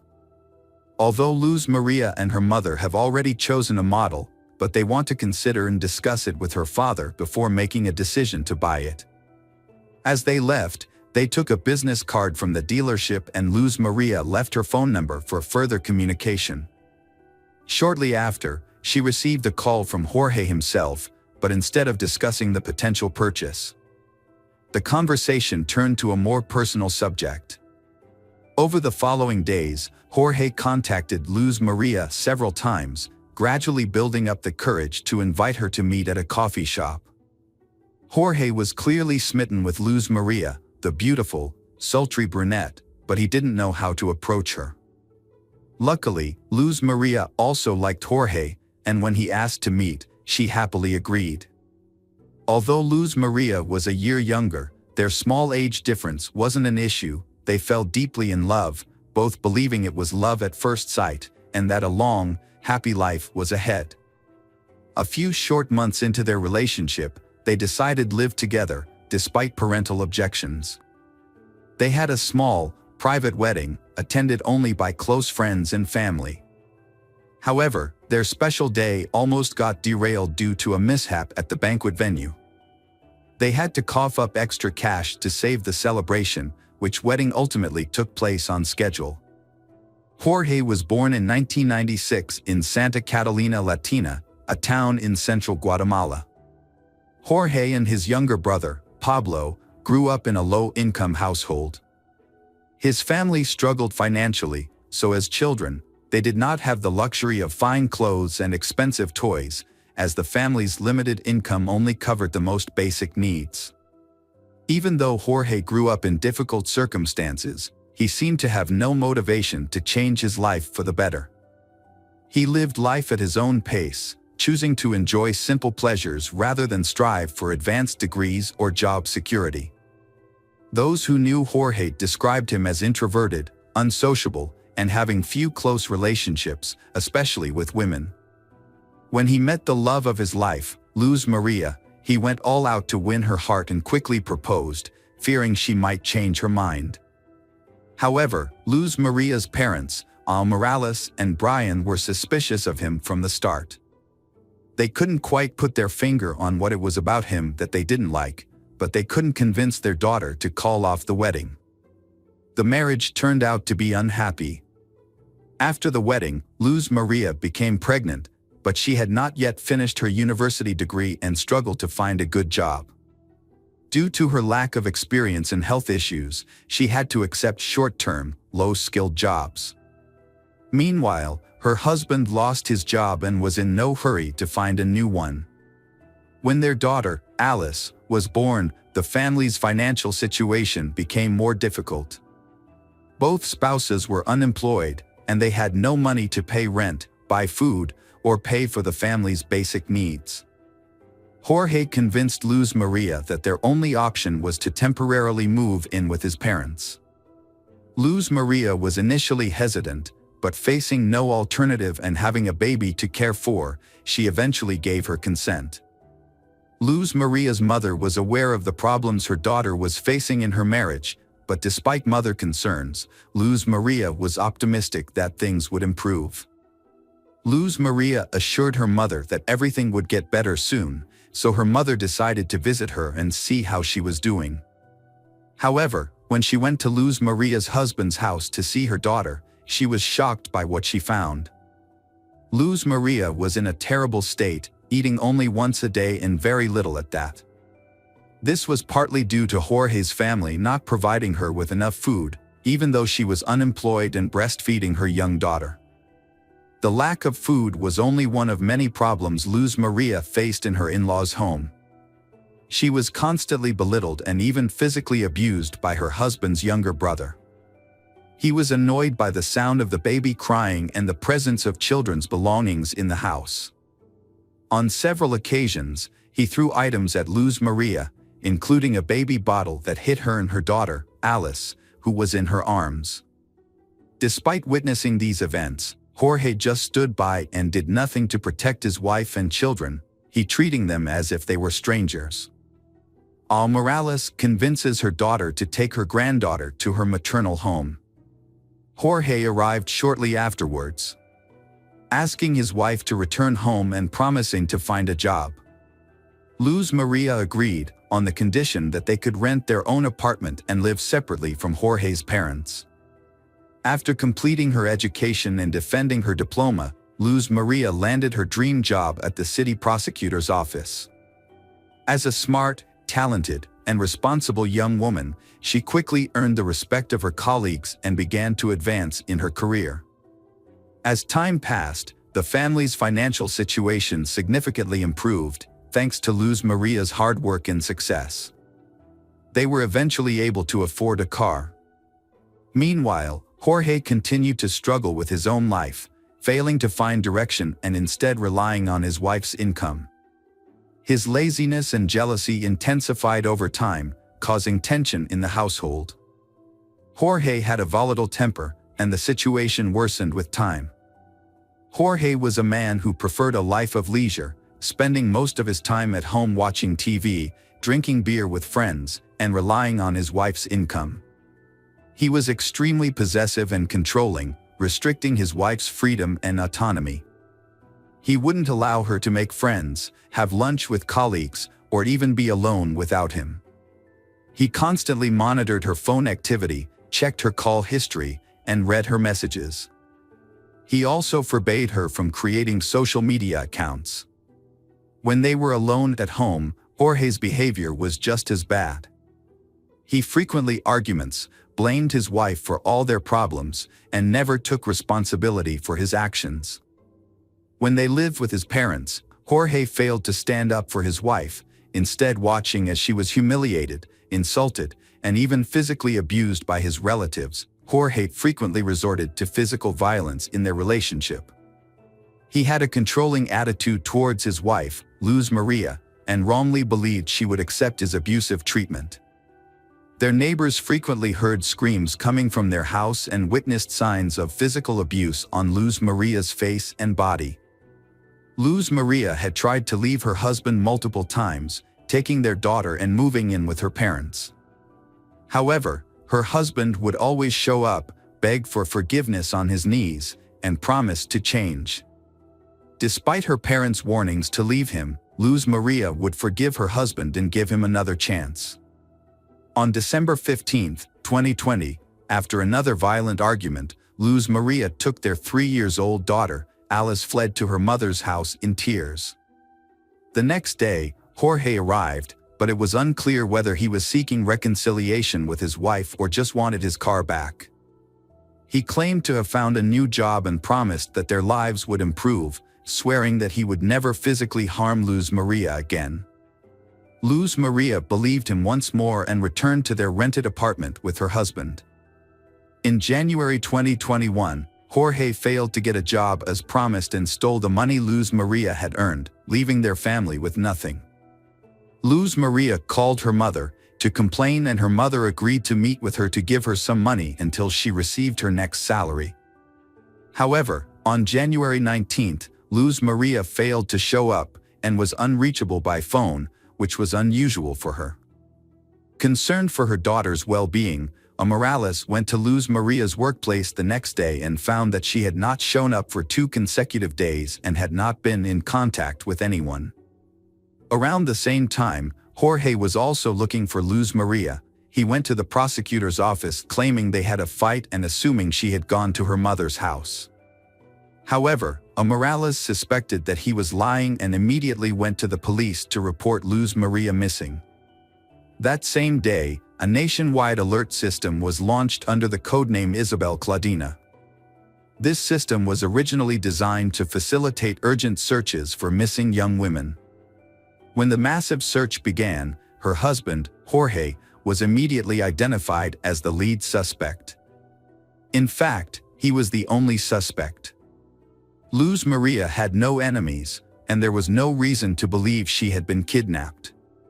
The last person to see her alive was Jorge himself. Jorge denied any involvement in Luz Maria's disappearance, claiming he had been searching for her and was outraged to be considered a suspect. Jorge's story had several holes in it, and he couldn't give a clear reason for not telling the police about his wife's disappearance on the same day it happened. If Jorge thought Luz Maria was at her mother's house, it wasn't clear why he didn't call or visit her there. On January 22, municipal workers stumbled upon the body of Luz Maria Lopez while responding to a clogged storm drain near the road. When they lifted the grate, they found the large plastic bag containing charred human remains. The workers immediately reported the discovery to the police, suspected that the body might be that of Luz Maria. Forensic experts confirmed that the remains belonged to she, and Luz Maria's parents and brother identified the body despite its severe disfigurement from fire. Notably, the body was found on the same street as the prosecutor's office where Luz Maria worked. Despite the body's severe burns, pathologists determined that Luz Maria had been severely beaten and died from asphyxia. Evidence of internal hemorrhages, fractures sustained while she was still alive, and caked blood in her nose and mouth supported this conclusion. Deep marks on her neck also indicated strangulation. At the time of the discovery of the body, no new suspects had emerged. Luz Maria's parents were convinced that their son-in-law, Jorge, was responsible for the brutal murder of their daughter. As a result, Jorge was immediately taken into custody, and investigators began to look into the motive behind the crime. Experts in psychology and criminal behavior were consulted to examine the relationships within the family and the marriage. During the investigation, Luz Maria's mother, Morales, provided an audio recording that had been sent to her anonymously by a neighbor who had witnessed their frequent arguments. The recording captured a heated argument between they, in which Luz Maria frantically screams and cries for help, accompanied by the faint sounds of a child crying in the background. Morales was deeply shocked and extremely upset by the news. She emphasized that if the witness had immediately contacted the police, her daughter might still be alive. The witness did not call the police or even visit the house where the screams originated. The police were unable to locate the anonymous person, which meant they could not be officially involved in the investigation. During an interview, Morales urged citizens to be vigilant and report instances of domestic violence to the police rather than simply documenting them. She believed that such actions could help save lives. The crime sparked widespread outrage, prompting thousands of people to take to the streets and demand justice for Luz Maria. Jorge was taken into custody, but he continued to deny his involvement, claiming he had driven his wife to work on the day she disappeared. Security footage did show their car heading in the direction of her workplace. But the tinted windows made it impossible to determine how many people were inside. Additionally, no footage showed the car stopping or Luz Maria getting out. At the house they was renting, police discovered evidence of a violent incident. There were faint blood stains and drag marks, suggesting that this was where the brutal attack had occurred. Further evidence was discovered in the trunk of the family car, where microscopic fragments of burnt human flesh were found. The investigators also became interested in a recent purchase made by a double orthopedic mattress. Specifically, they were interested in the dense polyethylene wrapping that came with the mattress. A comparative analysis revealed that Jorge had used this wrapping to package the burnt remains of Luz Maria. Additionally, several neighbors came forward as witnesses, reporting that they had frequently heard Jorge yelling at his wife and threatening to kill her. Just days before Luz Maria's disappearance, Jorge had been overheard shouting that he would kill her if she tried to leave him, and that he would hide her body so well that no one would ever find it. Criminologists used collected data and witness testimony to reconstruct the events surrounding the crime. On the night of January 19, 2021, a brutal murder took place. The day before, Luz Maria and her husband, Jorge, had a violent argument. Jorge physically assaulted her. On this occasion, his rage escalated, causing him to strike his wife multiple times.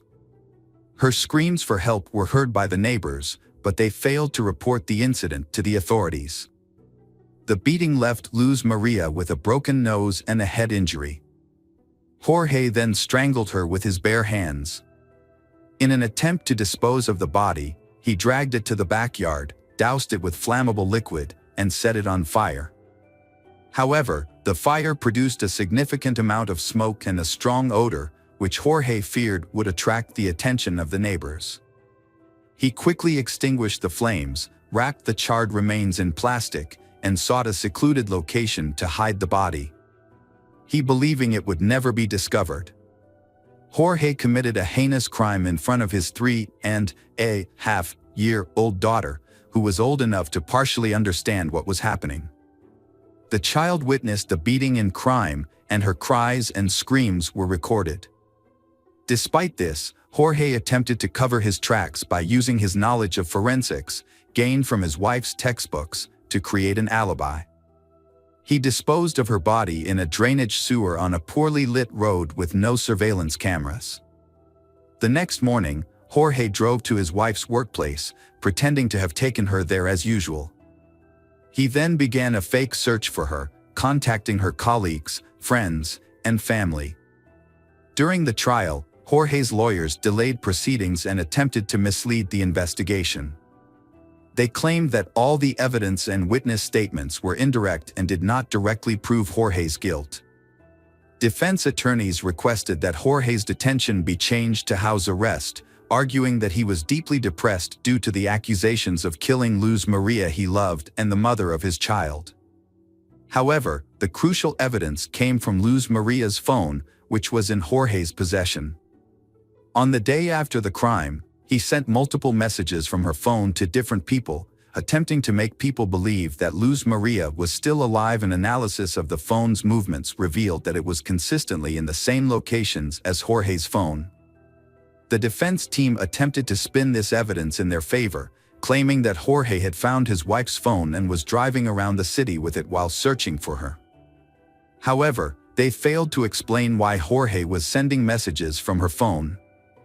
Furthermore, bruises and scratches on Jorge's body, which were documented by experts through photographs, suggested that Luz Maria had put up a struggle. The most noticeable injury on Jorge was a scratch on his neck. However, investigators were unable to find Jorge's skin cells under Luz Maria's fingernails. Despite several questionable points in the case, the prosecutor pushed for the maximum possible sentence. The defendant was found guilty of brutally murdering his wife in October 2022. Jorge was sentenced to 50 years in prison, despite maintaining his innocence. Custody of their young daughter, Alice, was awarded to her maternal grandparents. The grandparents expressed that their granddaughter had given their lives new meaning. Welcome back, detectives. Let's dive into another horrible case, the case of Fusako Sano. Nobuyuki was born on July 15, 1962, in the Japanese prefecture of Niigata. He grew up in a wealthy family. His family's business, related to passenger transportation, was very successful, thanks to his 62-year-old father. Nobuyuki was a late child, with 5 half-siblings from his father's previous marriage. However, he is not really close to them. As a result, he grew up to be a spoiled and demanding child who always expected to get his own way, immediately. Nobuyuki often becomes aggressive when his expectations are not met in a timely manner. One notable incident occurred. He threw a tantrum in a store, punching his mother when she refused to buy him another toy. Nobuyuki struggled to form relationships with his peers due to his complicated and sometimes unusual behavior. He was also self-conscious about his height, which often caused him to hunch over. This behavior caused his classmates to tease him and give him unflattering nicknames. Despite this, Nobuyuki's family resided in a luxurious 2-story European-style house, which featured a spacious room specifically designed for him. The boy was uncomfortable in the room, fidgeting and expressing fear of being alone. This behavior led his parents to take him to see a doctor. After an initial review, he was referred to a psychiatrist who diagnosed him with multiple disorders, a fear of the dark, a fear of germs and dirt, and a unique of autophobia, fear of loneliness, sociophobia, anxiety related to social interactions. Essentially, he feared both being alone and being around others.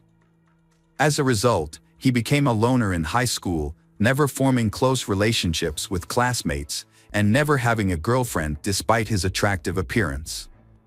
His peers avoided him, and he became an outcast.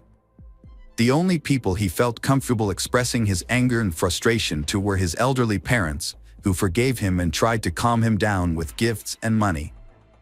As an adult, he struggled to hold down a job. He frequently got into conflicts with colleagues, neglected his responsibilities, and would often leave work in the middle of the day for no good reason, such as when it was raining and he felt sad. On one occasion, he intentionally hurt a female coworker, likely trying to get her attention out of sympathy. Although the incident was attributed to an accident, he was fired immediately. After being fired, Nobuyuki became unemployed and relied on his parents' financial support. Over time, he became increasingly reclusive, rarely leaving his room, and frequently clashed with his parents. Following a particularly intense quarrel, Nobuyuki started a fire in his home, nearly destroying the house and putting its occupants in harm's way. Nobuyuki was later admitted to a psychiatric clinic for treatment, where he was diagnosed with a depressive disorder, uncontrollable outbursts of aggression, and signs of misogyny, extreme dislike and hatred of women. After a little over a month of treatment, he was discharged, deemed not to pose an immediate threat to others. For a brief period, Nobuyuki remained calm and even began rebuilding the partially burned house, adding a couple of new rooms. However, his efforts were short-lived, and he eventually abandoned the construction project. Nobuyuki became increasingly withdrawn and isolated.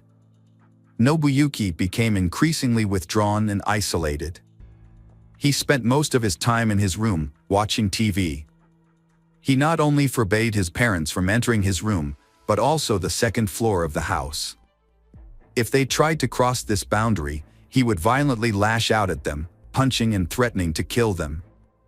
In the spring of 1989, Nobuyuki began taking walks, but he preferred to stroll near a local school where he could secretly watch the female students. At first, he kept his distance and tried not to communicate with anyone. However, one day, he suddenly grabbed a young girl, who was only 9 years old, and threw her over his shoulder as she was leaving the school gate. He then ran to his car, which was parked nearby. The other children immediately screamed for help, and a school security guard and bystanders quickly intervened, rescuing Shi and detaining Nobuyuki until the police arrived. Nobuyuki was unable to explain why he attacked Shi, and it was clear that he had intended to commit a violent and unlawful act against a minor. As a result, he was charged with attempting to commit a violent crime against a child. Nobuyuki Sato avoided a long prison sentence thanks to his father's connections and wealth. In August, Nobuyuki was given a year's probation despite his heinous crime. Shortly thereafter, his name was mysteriously removed from the criminal prosecution database, allegedly due to his father's intervention.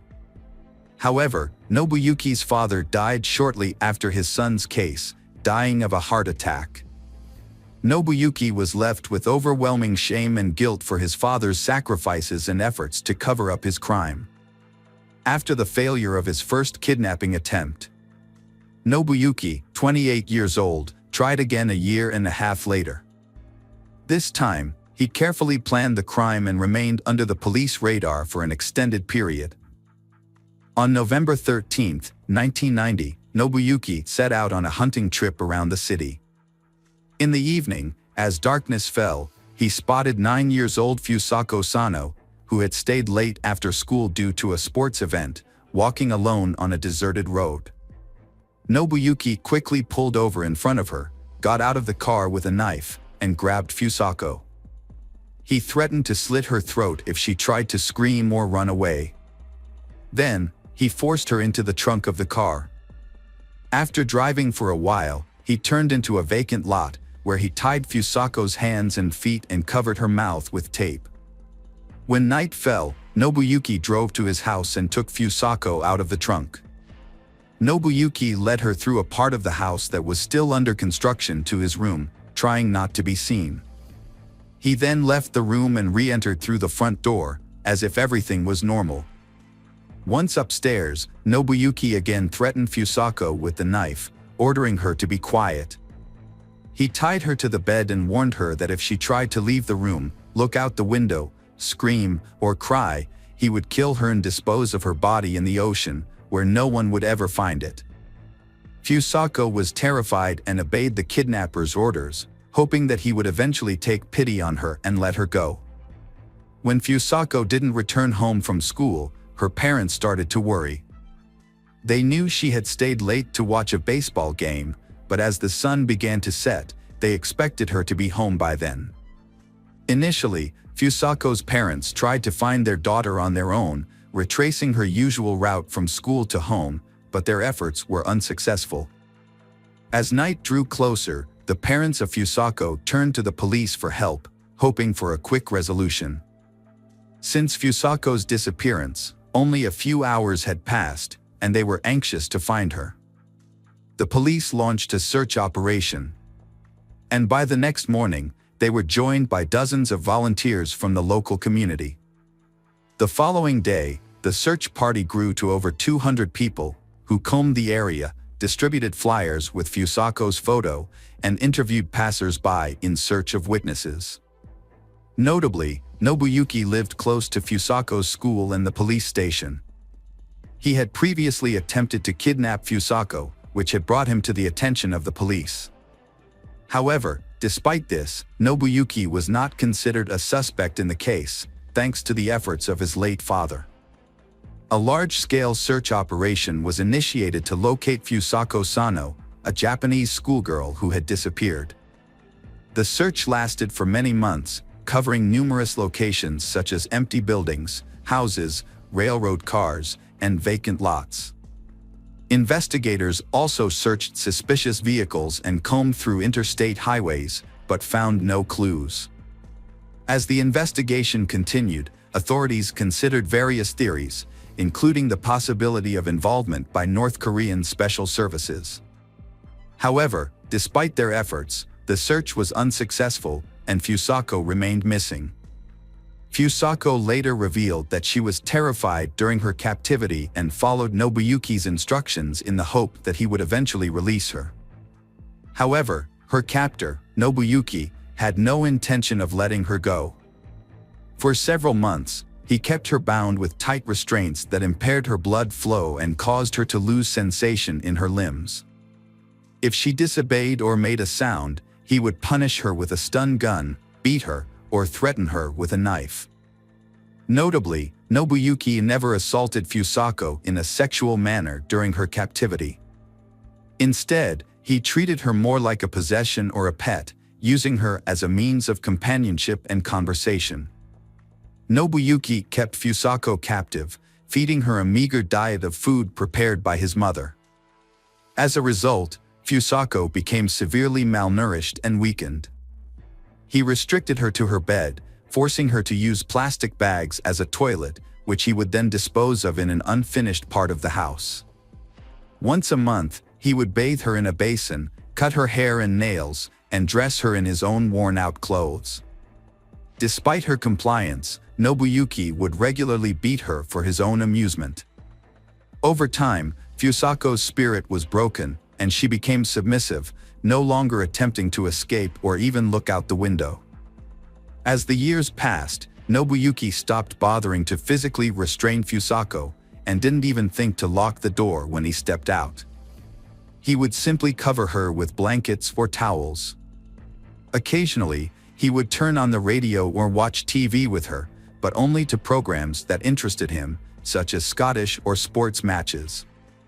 He also brought her comic books, which he enjoyed himself. These were the only things Fusako had to read during her confinement. For nearly a decade, Fusako was isolated, never speaking to anyone else or leaving her room. She remained in bed most of the time, hardly moving or trying to resist her situation. Fusako had become so resigned to her fate that she no longer attempted to escape or call for help. Nobuyuki's mother lived in fear of her son's violence. For years, she had avoided the second-floor room because Nobuyuki had threatened her with violence. This was not an idle warning, as Nobuyuki actually pushed her down the stairs when she tried to enter the room. She retired in 1996 at the age of 73, and her circumstances became extremely difficult. Nobuyuki regularly abused her, forcing her to follow his rules. Desperate for help, she went to the police in the spring of 1996 and filed a report, stating that she was a victim of domestic violence at the hands of her son. However, the police seemed reluctant to intervene and persuaded her to withdraw her statement, advising her to handle the situation on her own. She also sought help from a public health center, complaining about her son's aggressive behavior and requesting that he be hospitalized for psychiatric evaluation. Her concerns were ignored and she was told her son's actions were not worth worrying about. Instead, she was advised to encourage him to seek help voluntarily. In January 2000, the elderly woman, exhausted from years of physical and emotional abuse, made a desperate call for help. She contacted the hospital and the police, requesting that they send the medical team and officers to her home.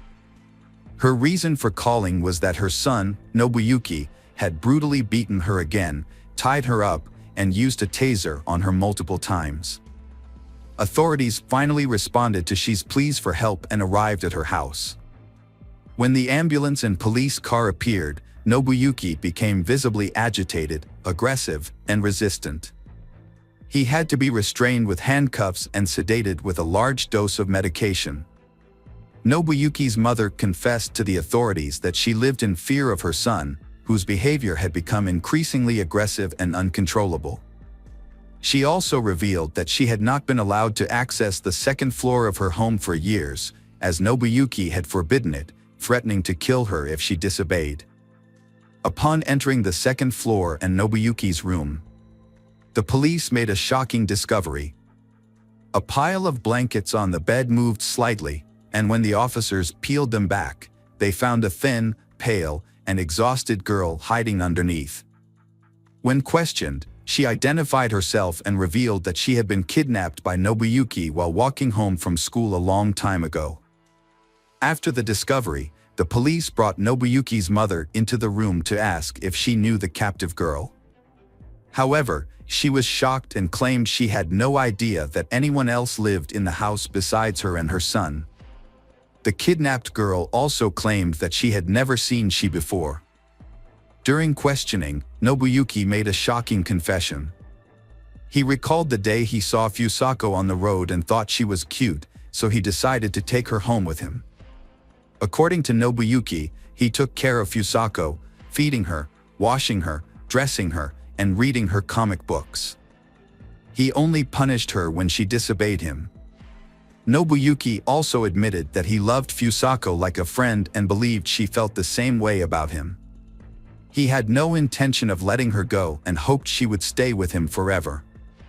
He enjoyed spending time with her, talking to her for hours about soccer, music, or his favorite comic book characters, and she would listen silently. Nobuyuki claimed that he never locked his bedroom door, but Fusako never tried to escape, which led him to believe that she was happy living with him. A medical examination concluded that despite his mental disorder, Nobuyuki was able to understand his actions and thus was eligible to stand trial. However, questions were raised about whether his mother could be held accountable as an accomplice.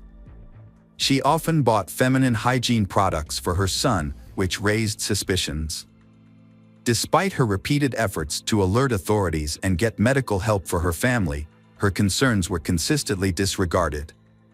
The case drew widespread attention before the trial even began, the city police facing heavy criticism. Nobuyuki had previously been prosecuted for attempting to kidnap a schoolgirl.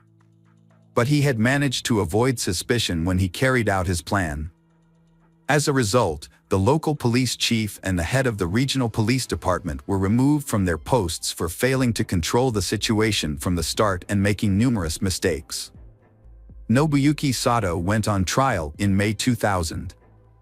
The prosecution thoroughly examined every detail of his actions, including minor offenses.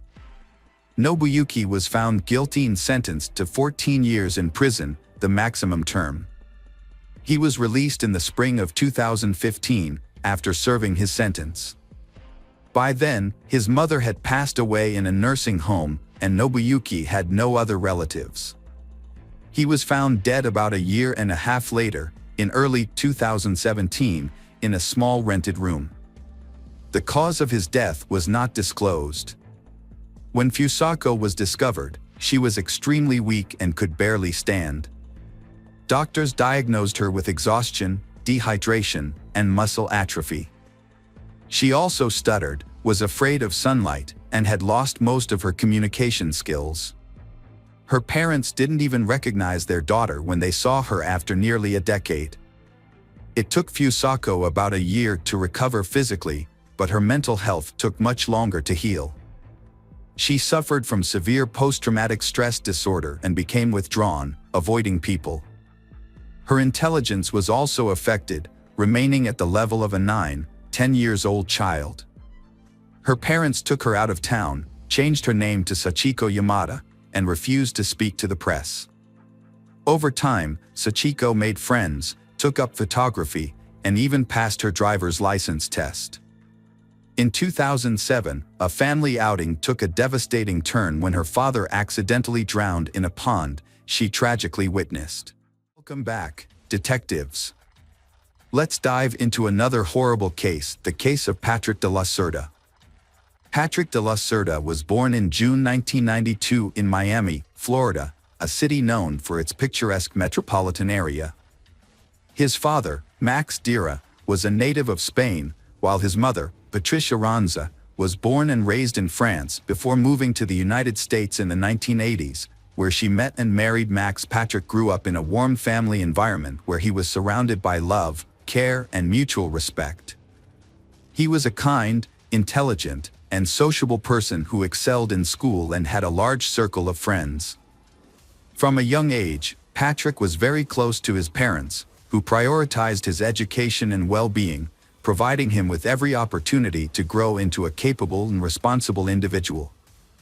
Patrick's father was a dedicated and skilled professional in the construction industry. Although the family was not wealthy, they were considered well-off by the standards of the big city.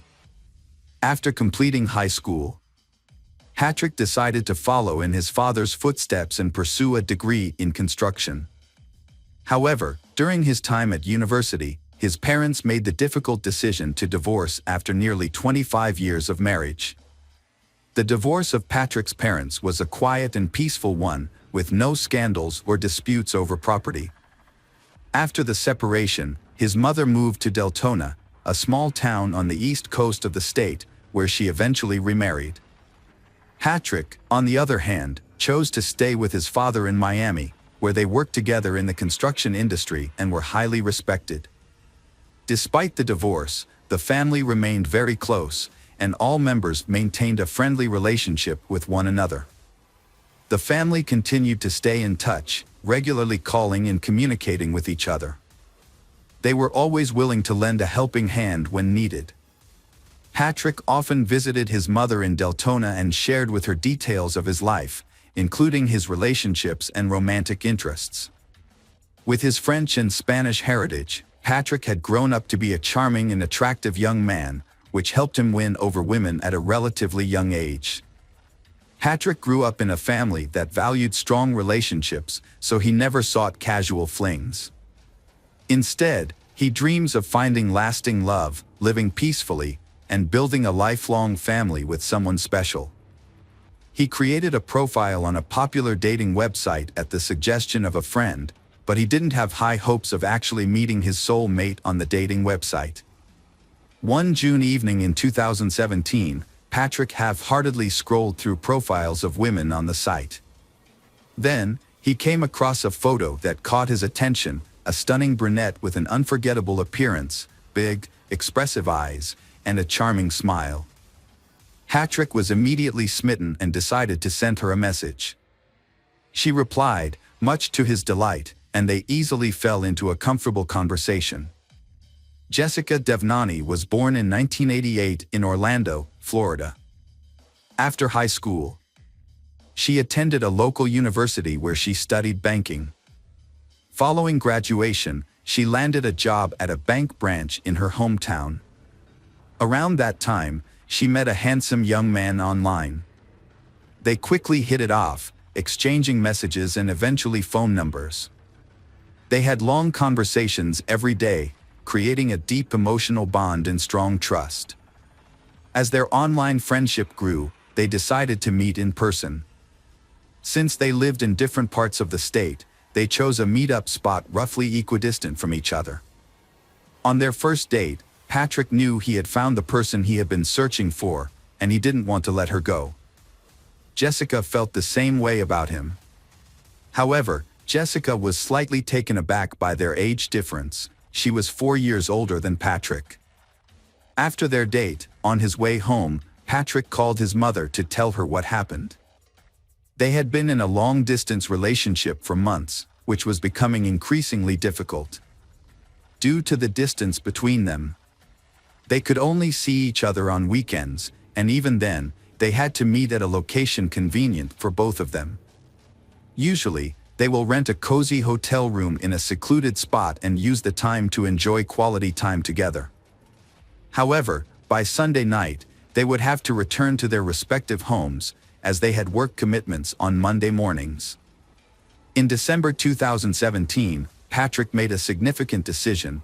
He relocated to Delton, where his mother lived, in order to be nearer to his girlfriend.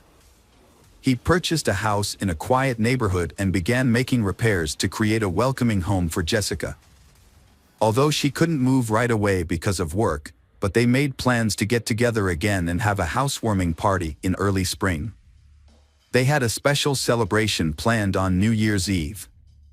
To surprise Jessica, Patrick set up a fireworks display in the backyard, getting down on one knee to make his romantic proposal as they gazed up at the festive lights.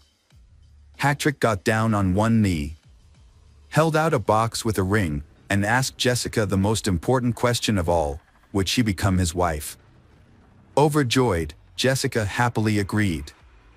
Patrick had been looking for an engagement ring for a long time, but in jewelry stores there was no ring beautiful and delicate enough for the occasion.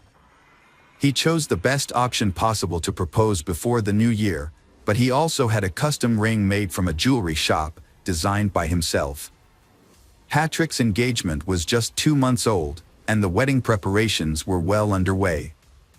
His choice of partner had been approved by their parents, and they was overjoyed as they prepared to start a new life together. They had plans for a grand celebration, either in Miami on the shores of the Atlantic Ocean or in France, where the groom's mother was from, on February 27, 2018.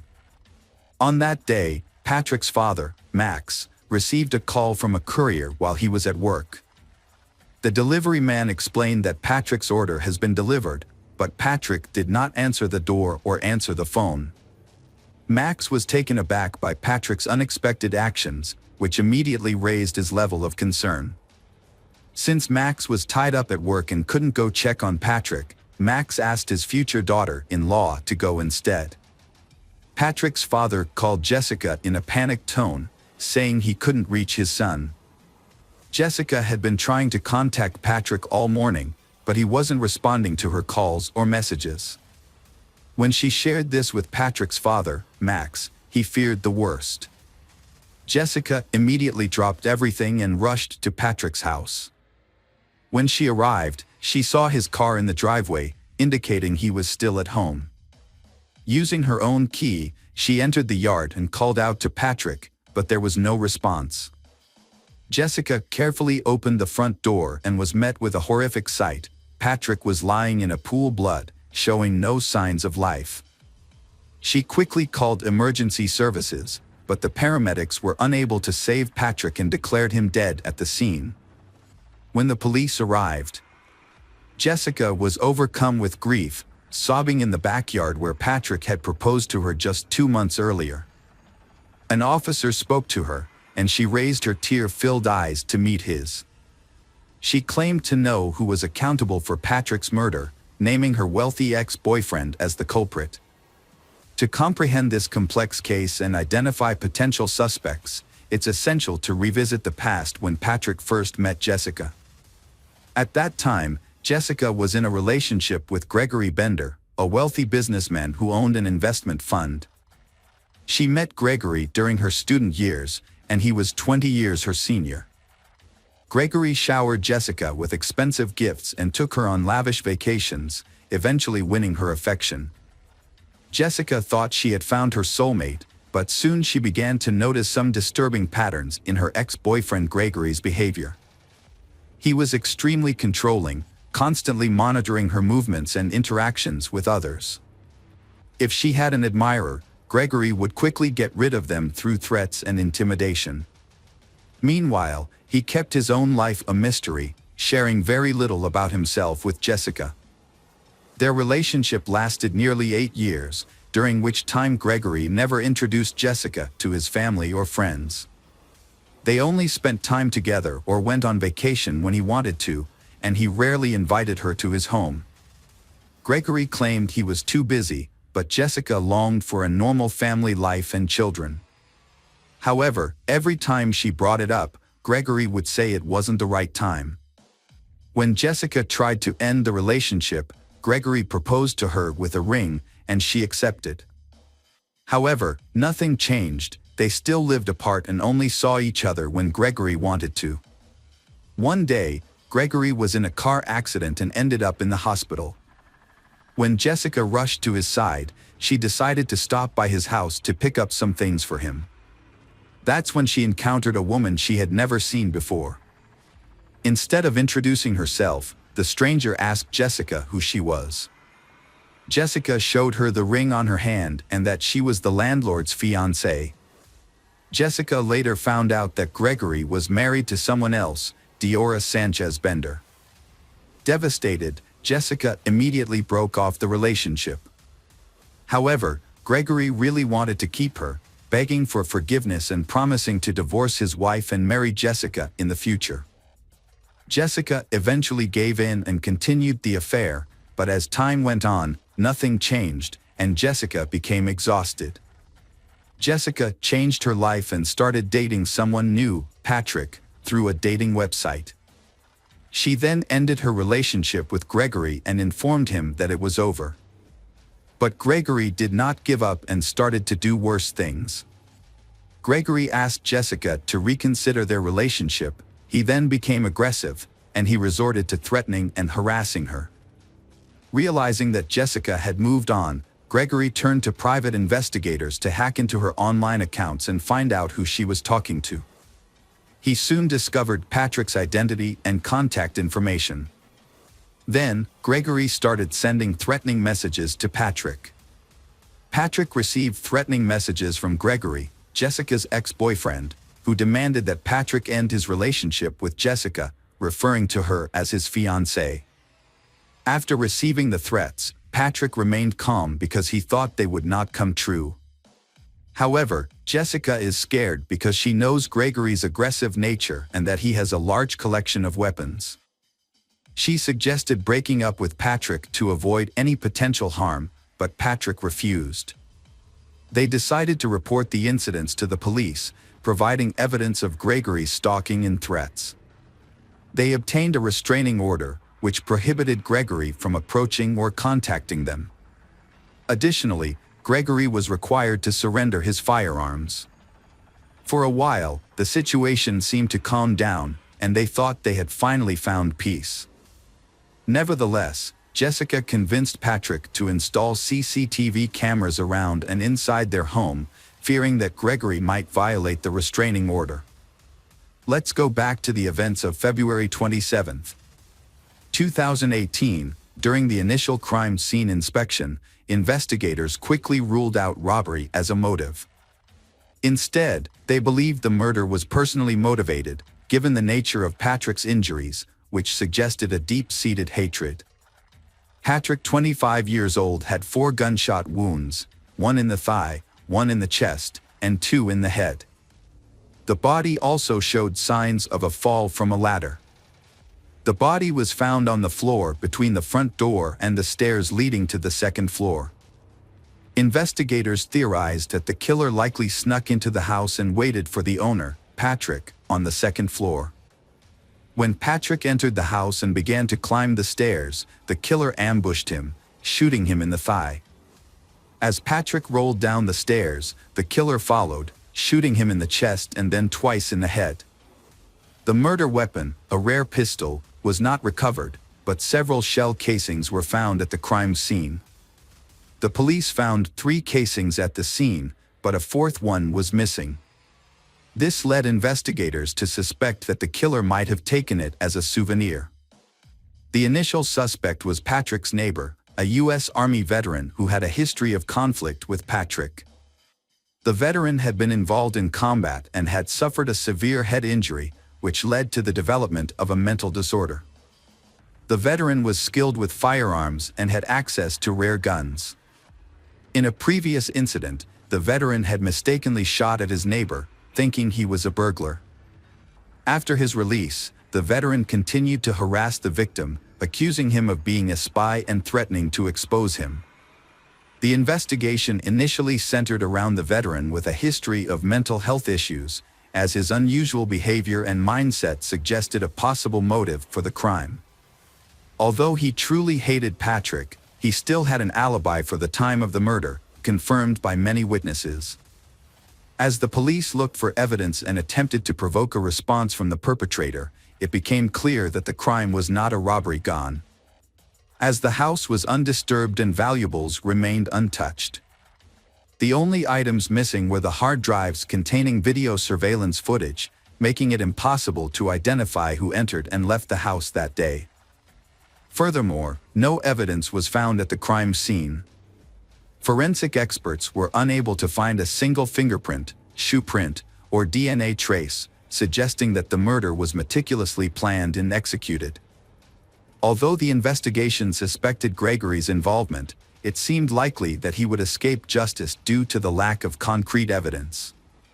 The police asked Jessica to help them with a secret plan to catch her ex-boyfriend, Gregory, off guard. She agreed to make the call, and as the police had hoped, Gregory answered. Jessica tried to lure him into a conversation, but it quickly became apparent that he had anticipated the trap and was not falling for it. Gregory seemed unflappable as Jessica confronted him about Patrick's death. When she accused him directly, he acted shocked and even offered her his condolences. Despite her best efforts to get him to lose his cool, he didn't give away any incriminating information. In the end, the police didn't have enough evidence to hold or question Gregory, so he remained at large, abiding by the terms of a restraining order. He appeared to have already distanced himself from Jessica, makes gathering evidence more difficult.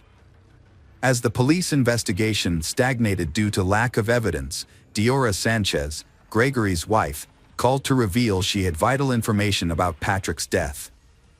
Upon arrival at the police station, Diora told investigators about discovering a cryptic notebook in Gregory's office just days before the crime occurred. Upon flipping through the notebook's pages, Diora stumbled upon an entry containing an address she didn't recognize, accompanied by a series of cryptic digits that appeared to be a code. Diora had previously ignored some suspicious sketches made by Gregory, but when she saw a news report about a young man's murder, she realized the significance of those sketches. The crime scene's layout matched the drawings Gregory had made. Diora informed the investigators, who then obtained a search warrant for Gregory's house. Upon searching, the police found a mysterious notebook in Gregory's office, but several key pages were missing. They later discovered those pages in a trash can, carelessly discarded after being ripped out and crumpled. The pages contained a detailed plan of the crime, including turning off the victim's phone, wearing gloves, and using a special lubricant on shoes to avoid leaving footprints. The records also revealed that Gregory had been stalking the victim, Patrick, and knew his daily routine, including the time he returned home. Furthermore, Gregory knew the location of surveillance cameras in and around Patrick's house, suggesting this was a carefully planned and executed crime. In addition to committing the crime, Gregory took steps to cover his tracks by disposing of the weapon, clothes, shoes, and gloves. However, he failed to destroy his own records, which later incriminated him. Furthermore, his wife's curiosity ultimately worked against him. A shell casing was discovered in a cigar box, which was meant to be taken as a trophy by the gunman. Forensic analysis confirmed that the casing matched the one found at the crime scene.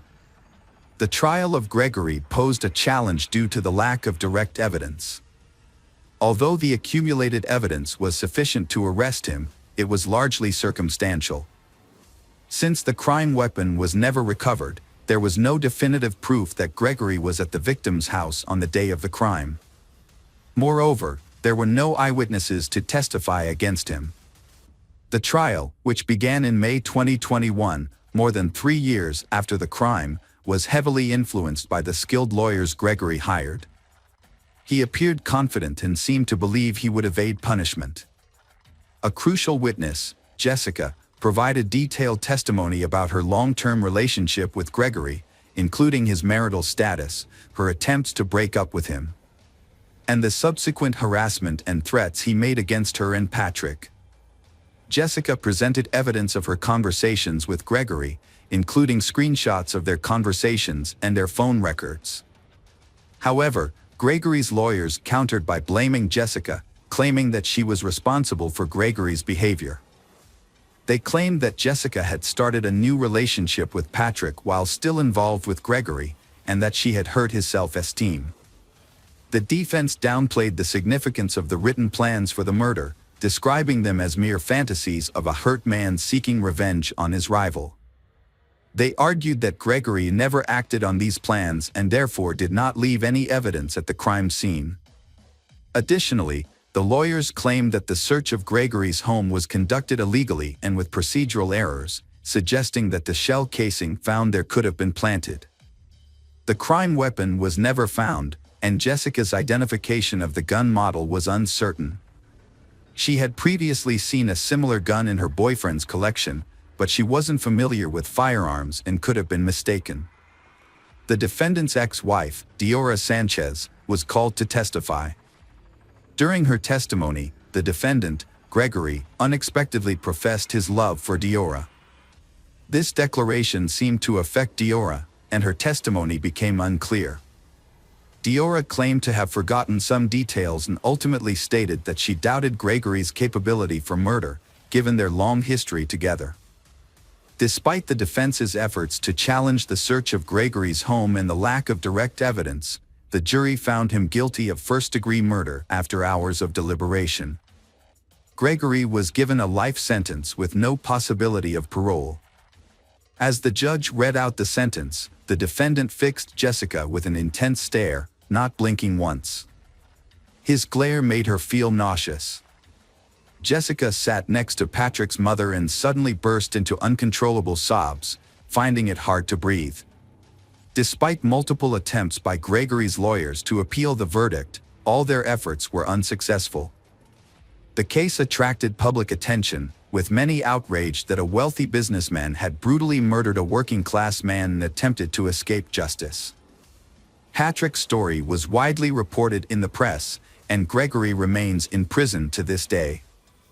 Jessica Dira said she is grateful that justice has been served. And Patrick's memory will always live on in her.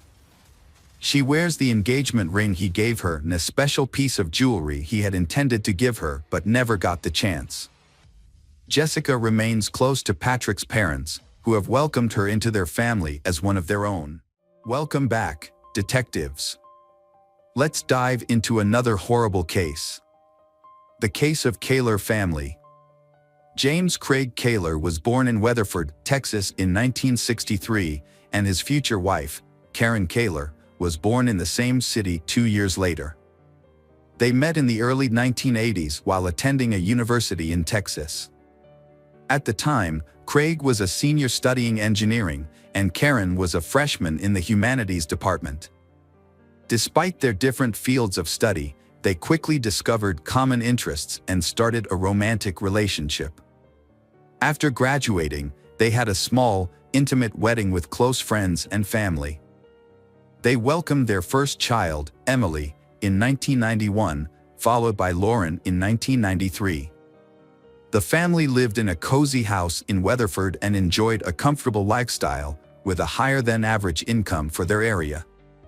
In 1999, Craig received a lucrative job offer from a major utility company in Weatherford, which coincided with the birth of their son, Sean.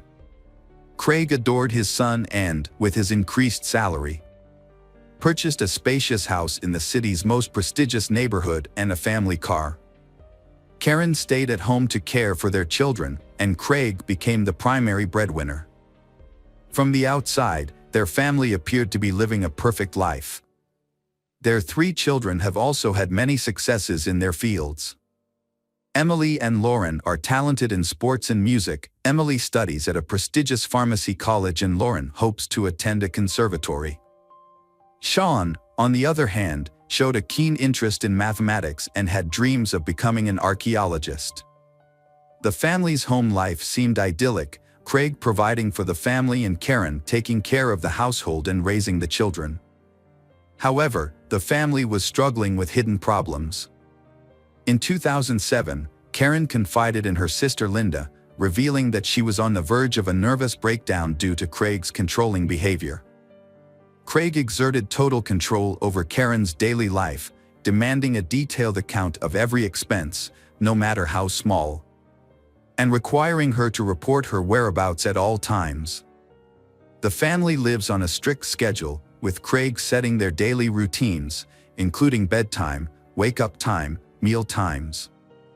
This rigidity makes Karen feel suffocated and trapped. Over time, Craig's need for control grew stronger. He became more demanding and selfish, scheduling Karen's every move. She felt like she had no time left for herself, there was only duty to complete. Karen tried to meet her husband's demands, hoping he would ease up and they could return to their normal life. However, Craig seemed to enjoy exerting control and refused to change. Linda was extremely worried about her sister's confide. Like everyone else, she saw Craig as the ideal husband, father, and family man, only to discover he was a controlling man. Despite this, Karen didn't want to break up her family. Additionally, she and her children relied on Craig financially. So, she decided to find a job that would give her a stable income. She joined a local gym without telling her husband, using it as an escape to clear her mind and work through her emotions. She spent several hours there every day, scheduling her time around her husband Craig's work schedule so he wouldn't notice. Not long after, the gym manager noticed her because of her attractive appearance, excellent fitness, and her hard work. Karen was given the chance to work as a fitness with the possibility of a permanent contract. This was a dream come true for her, as she could now get paid for doing something she loved. However, she was worried about how her husband, Craig, would react when he found out. When Craig found out about Karen's new job, she thought he would be angry and forbid her to continue. Surprisingly, he received this news calmly and even seemed pleased that she had found a way to make money on her own.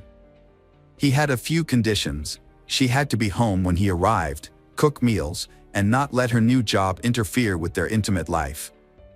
Karen found these conditions acceptable, as she now had more freedom and independence. As Karen settled into her new job, she met a new instructor named Sonny Reese, and they quickly became friends. For Karen, who had spent years at home with little social interaction, Sonny became a trusted confidant. The two women spent time together at work, went for walks, had coffee, and shared heartfelt conversations. But little did Karen know, this new friendship would soon lead to unexpected romance and a complicated love triangle. It didn't take long for Karen and Sonny's friendship to evolve into a romantic relationship. At first, they kept their feelings a secret from everyone. However, after some time, Karen decided it was necessary to be honest with her husband, Craig. She spent months preparing for this conversation, searching for the right words and worrying about the potential consequences. Eventually, she confessed to Craig. Craig's reaction to his wife's revelation was surprisingly calm. However, the next day, he made an unexpected condition for accepting Karen's relationship with Sonny, which was that he wanted to be a part of it. Karen was shocked and unsure of how to respond to her husband's talk. Nevertheless, Craig took the initiative and began wooing Sonny, sending her flowers and gifts. He seemed to view this as an opportunity to revitalize his intimate life and bring new passion to his marriage. Initially, Karen and Sonny agreed to Craig's proposal. However, they soon realized that his intentions were aimed at domination. However, their unusual love triangle was short-lived. Craig demanded that Karen end the affair immediately. Despite this, Karen continued to see Sonny, as she had genuinely fallen in love. After almost 20 years of marriage, Karen seemed ready to leave her husband for someone new. This led to a series of secret actions, including moving to another state, scheduling secret meetings. In an attempt to salvage his family, Craig thought it best to relocate to another state. He started job hunting, sending out his resume, and soon secured a role as a water director for a large company in Columbia, Missouri, not far from Kansas. Craig hoped that by moving to a new state, his wife's affair with Sonny would end, and their family life would normalize.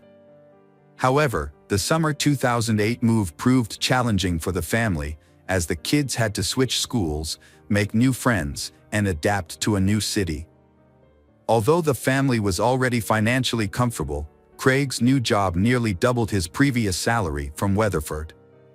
Despite his increased responsibilities and work hours, Craig mistakenly believed he had successfully removed Sonny from his wife's life. However, Karen and Sonny continued to communicate regularly through calls, texts, and secret meetings. They would meet halfway, spend a couple of hours in a roadside hotel, and then return home. At this point, Karen realized her marriage was over. She no longer loved Craig, and it was only a matter of time before they divorced. These clandestine meetings persisted until December 2008. At the New Year's Eve celebration that year, the Kaler family went back to their hometown to reconnect with relatives and friends. Sonny was also in attendance at the gathering. Initially, Karen and Sonny kept a low profile, merely exchanging greetings. As the celebration continues and the alcohol slowly affects Karen and Sonny's behavior, they seem to have no regard for social norms. They became inseparable, openly showing affection by holding hands, sharing romantic glances. They even kissed. Craig's anger boiled over into fury after Karen publicly humiliated him by revealing her affair at a party attended by dozens of acquaintances. He lashed out at Karen and Sonny before dragging Karen away from the party. In his rage, Craig lost control and physically assaulted Karen, ripping her dress and slapping her, causing her to fall and hit her head. The incident marked the beginning of the end of their marriage. A few days later, Karen announced she was leaving Craig and initiated divorce proceedings, seeking custody of their children. Initially, Craig attempted to apologize and salvage their relationship for the sake of the children. But Karen was resolute. She said they should divorce, causing Craig to contact friends and family, begging them to convince Karen to reconsider. In the spring of 2009, Craig and Karen's marriage continued to deteriorate. Despite Craig's attempts to salvage their relationship, Karen made it clear she was leaving him for Sonny and she had never been truly happy in their marriage. The tension between them escalated into physical violence, with Craig grabbing Karen during an argument, leaving bruises on her arms. Karen reported the incident to the police, leading to Craig's arrest. After the incident, Karen took the children and moved out without waiting for the divorce to be finalized. Craig was devastated by her departure and even more so when he discovered that his daughters, Emily and Lauren, were siding with their mother. They told him that they had never seen their mother so happy, which Craig perceived as a betrayal. As a result, he cut off contact with his daughters, only spending time with his son Sean on weekends.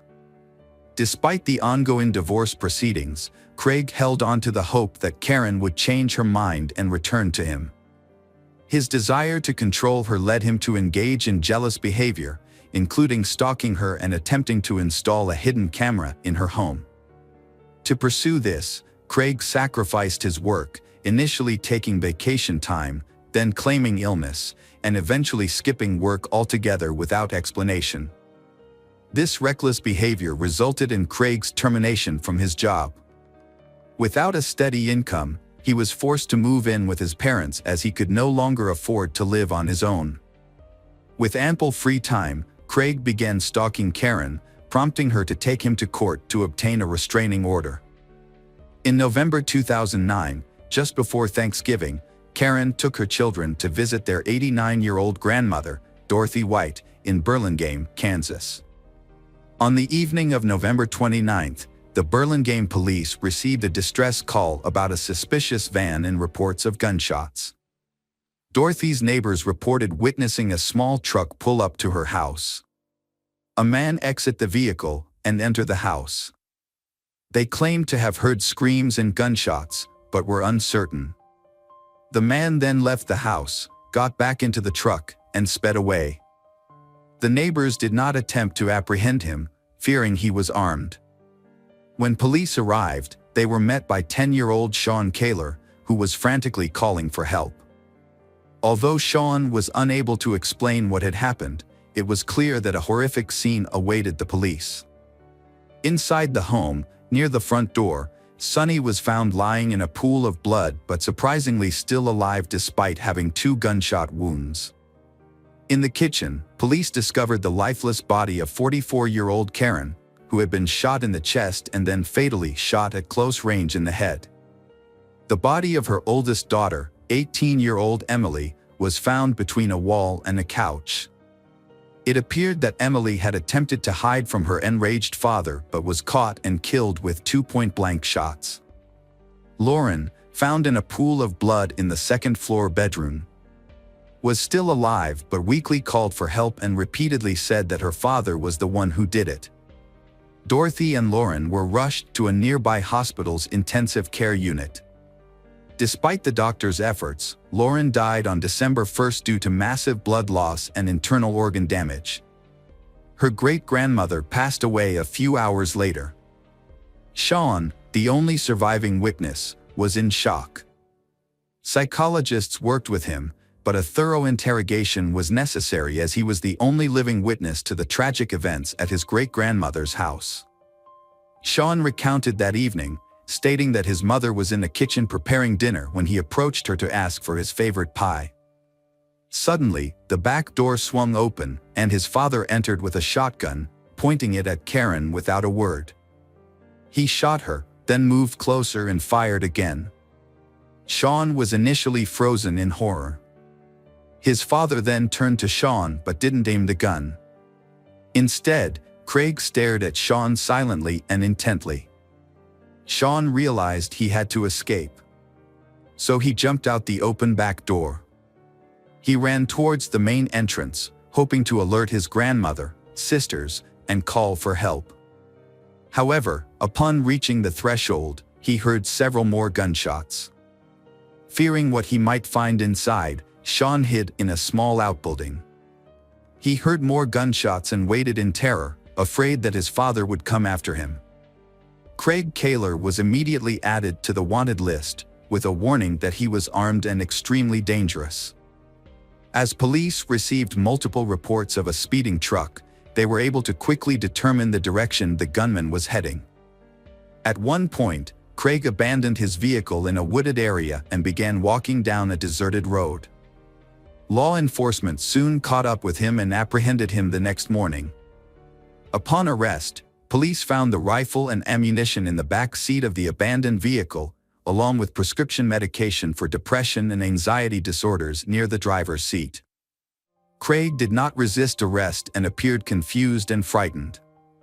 He admitted to being armed with a gun and a hunting knife, but claimed he did not intend to use them. He also acknowledged that he had done something terrible, which he believed the police already knew about. At the police station, Craig fully confessed to his crimes and opened up to the investigating officer. He shared how his wife had cheated on him with someone named Sonny and how they had humiliated him in front of friends at a New Year's Eve party. He explained how his attempts to save his marriage had cost him his job and what was left of his self-respect. Craig became emotional, stating that he didn't know how he had decided to take such drastic action and felt that everyone, including his daughters, had betrayed him. Craig's trial started in December 2010. Craig, advised by his lawyer Thomas Heaney, retracted his initial confession. He claimed his actions were due to mental illness and insanity, which was his only defense to avoid the death penalty for the murder of 4 people. Heaney argued that Craig was in a fragile mental state following a series of personal setbacks. His wife had left him for someone else, his children sided with their mother, he lost his job, and had to move back in with his parents. According to Heaney, these factors led to a breakdown, and Craig committed the crime while insane, without realizing what he was doing. However, the prosecution found no evidence of insanity or an altered mental state in Craig's actions. They argued that his actions were calculated, as he had purchased guns and ammunition in advance and went to the victim's house knowing his family was there. He shot each victim twice, ensuring no chance of survival, but intentionally spared his son Sean, allowing him to escape. In August 2011, Craig was found guilty on all counts and received a death sentence. At the final hearing, 12-year-old Sean testified, stating that he didn't want his father to die, as he was his only remaining close relative. Despite multiple appeals by Craig and his lawyers, the verdict has remained unchanged. As of today, Craig is still in prison, fighting to have the case reviewed and the death sentence overturned. After the death of his mother and sisters, Sean moved in with his grandmother. Now Sean has grown up and he has completed his studies and chosen to stay and work in his hometown. Hello, crime enthusiasts. Are you ready for another chilling investigation? The case of Kirsten Hatfield. Kirsten Hatfield was born on February 12, 1989, in Midwest City, Oklahoma. Kirsten's father left the family soon after her birth, and her mother, Shannon, moved back in with grandparents. When Kirsten was 2 years old, they moved to their own home. Later, Shannon remarried, but the marriage was short-lived, leaving Shannon to care for her 2 young daughters alone. Kirsten, being the older sibling, took on a lot of responsibility, helping her mother care for her younger sister, Faith. Kirsten and Faith shared a bedroom, while their mother slept in the adjacent room. On May 13, 1997, Shannon put her daughters to bed as usual. Kirsten was 8 years old, and Faith was 3. However, Faith had already fallen asleep, so Shannon only said goodnight to Kirsten and left the door to their room slightly open, as she always did, in case Kirsten or Faith needed her. At around 3 a.m., Shannon was awoken by a noise coming from the girls' room. Thinking one of her daughters was awake, Shannon got out of bed to check on them. As she approached the door, the noise stopped. Assuming her daughters had gone back to sleep, Shannon was about to return to her room when she noticed that the door to their room was now completely closed. This was unusual, as she was certain she had left it slightly open. She wondered if one of them had closed the door or if she had simply forgotten to leave it open. Shannon opened the door slightly to check, but she didn't enter the room before returning to bed. Shannon went to wake up her daughters at 6:30 a.m. the next morning, but only found Faith in their bedroom. Shannon asked Faith where Kirsten was, and when Faith said she didn't know, Shannon began a thorough search of the house. However, Kirsten was nowhere to be found. Shannon then checked outside the house and contacted the parents of Kirsten's friends to see if she had come to their house. But no one had seen her. Shannon's search efforts led her to call her father, who lived nearby, to see if Kirsten had gone to his house or not. Unfortunately, he hadn't seen her either. At this point, Shannon realized Kirsten was missing, and her father advised her to call the police. When the police arrived, they initially thought Kirsten might be hiding in the house or had simply wandered off for a walk, given the town's low crime rate. However, upon inspecting Kirsten's room, they found the window slightly open with a few drops of blood on the frame. This raised their suspicions that something more serious had occurred. Further investigation led them to discover a piece of children's underwear stained with blood on the ground outside the window. After confirming with Shannon that the underwear belonged to Kirsten, the police realized they were likely dealing with a kidnapping. More officers were called to the scene to assist with the investigation, which marked the beginning of a more extensive search for Kirsten. The police investigation into Kirsten's disappearance began with a search of the area around the house.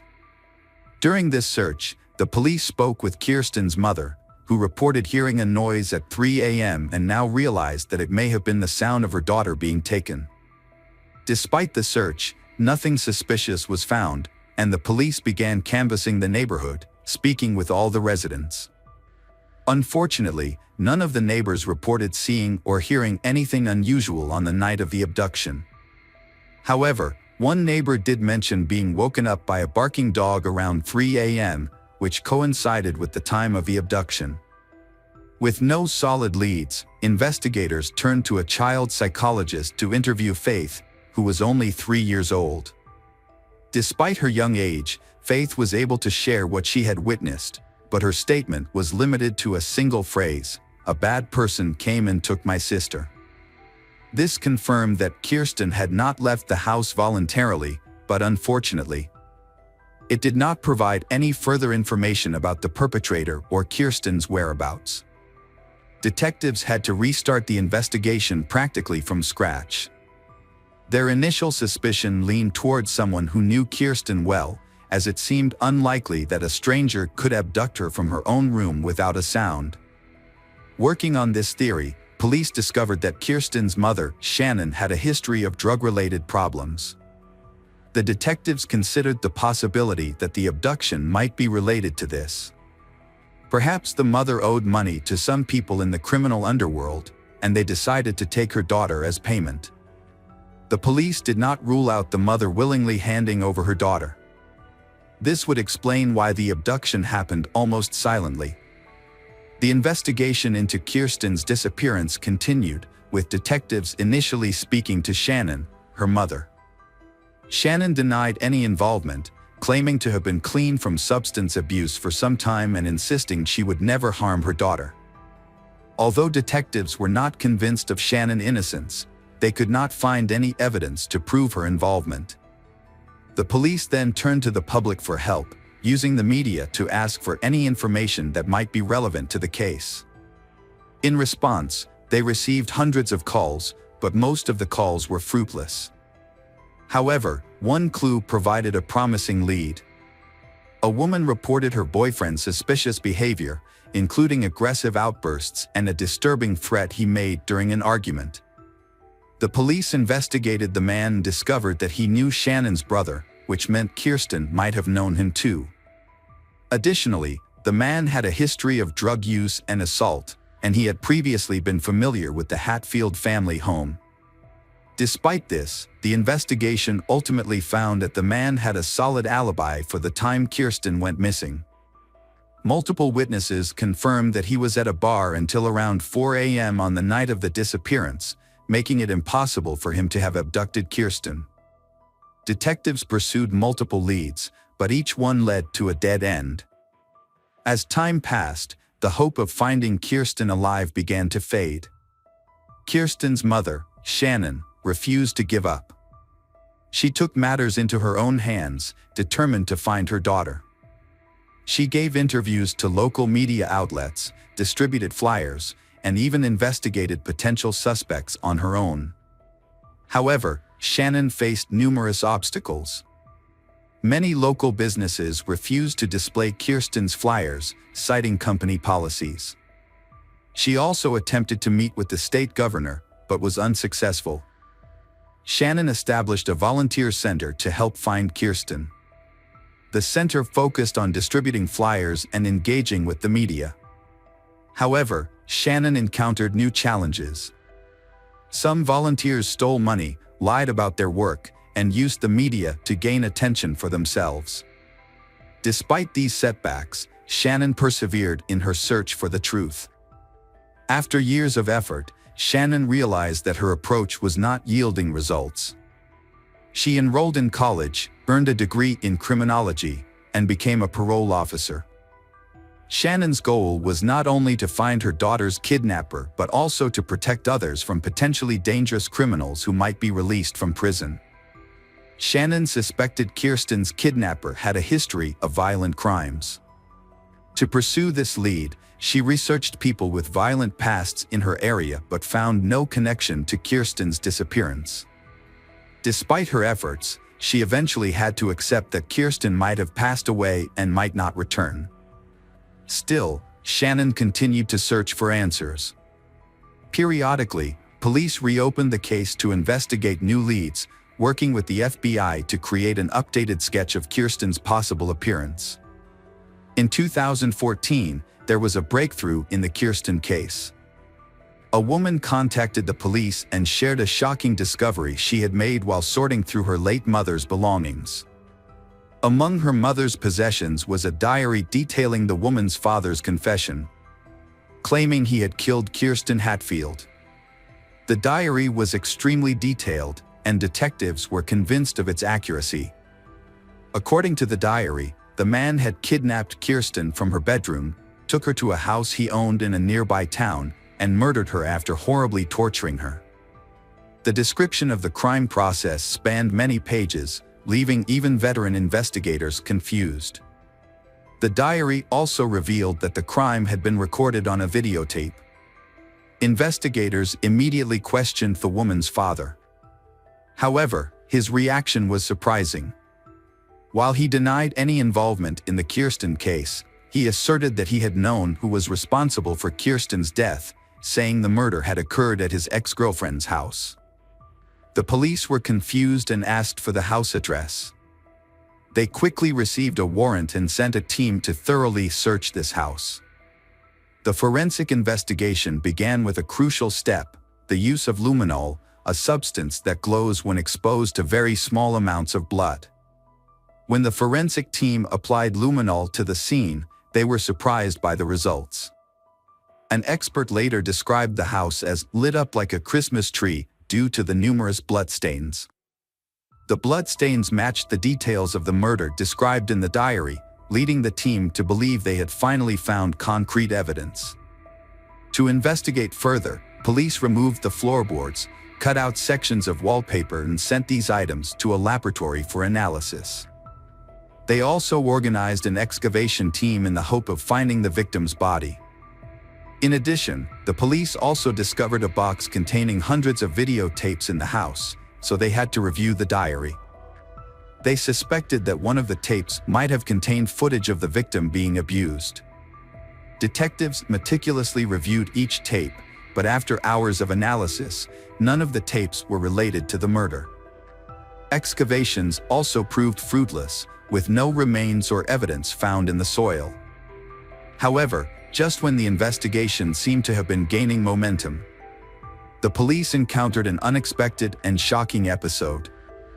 Experts who analyzed the bloodstains in the house concluded that the bloodstains had actually belonged to an animal, not a human. This revelation left the police stunned and wondering what had just happened. Had someone deliberately deceived them with a cruel joke? Or was the person writing the diary struggling with mental health issues and convinced by a false narrative that had developed in their mind? The truth was still unknown. Detectives had run out of leads in Kirsten's case, and the case was once again stalled. In an effort to revive the investigation, the case was reassigned to a new detective named Daryl Miller in the summer of 2015. Miller decided to start from scratch and review all existing documents and records. During his scrutiny, Miller discovered something surprising. His predecessors had overlooked some key evidence, including blood found on Kirsten's windowsill and on her underwear.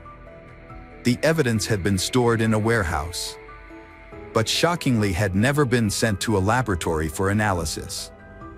Miller suspected that the reason for this might have been because police initially thought the blood belonged to Kirsten, which would not have yielded any useful results. However, Miller decided to send them to the laboratory for analysis. The results were surprising. The blood sample did not belong to Kirsten, but to an unidentified man. This was a significant breakthrough after many years of investigation. Miller decided to collect DNA samples from all the men who had participated in the investigation since the kidnapping. Police tracked down each person on the list and sent their DNA to a lab for analysis. Everyone was cooperative and provided their DNA samples quickly. Miller patiently waited for the results, and finally he received a call from the lab. Experts had analyzed one of the samples and found a perfect match with bloodstains found on the window and the victim's underwear. The DNA belonged to Anthony Palma, 56. The Hatfield family's neighbor who lived across the street. Anthony had been one of the first people the police spoke to on the day of the abduction. At the time, he claimed to have woken up around 3 a.m. due to his dog barking. Now that his DNA had been linked to the crime scene, detectives decided to bring him in for further questioning. Although the DNA evidence was sufficient for a conviction, the investigators hoped to obtain a confession from Anthony. A confession would expedite the trial and potentially lead them to Kirsten's body, which was still missing. To get Anthony to talk, the detectives invited him for questioning, telling him it was a routine process. They claimed they were re-interviewing everyone, including neighbors, to gather new information. In reality, their goal was to get Anthony to admit whether he had ever been inside the Hatfield family home.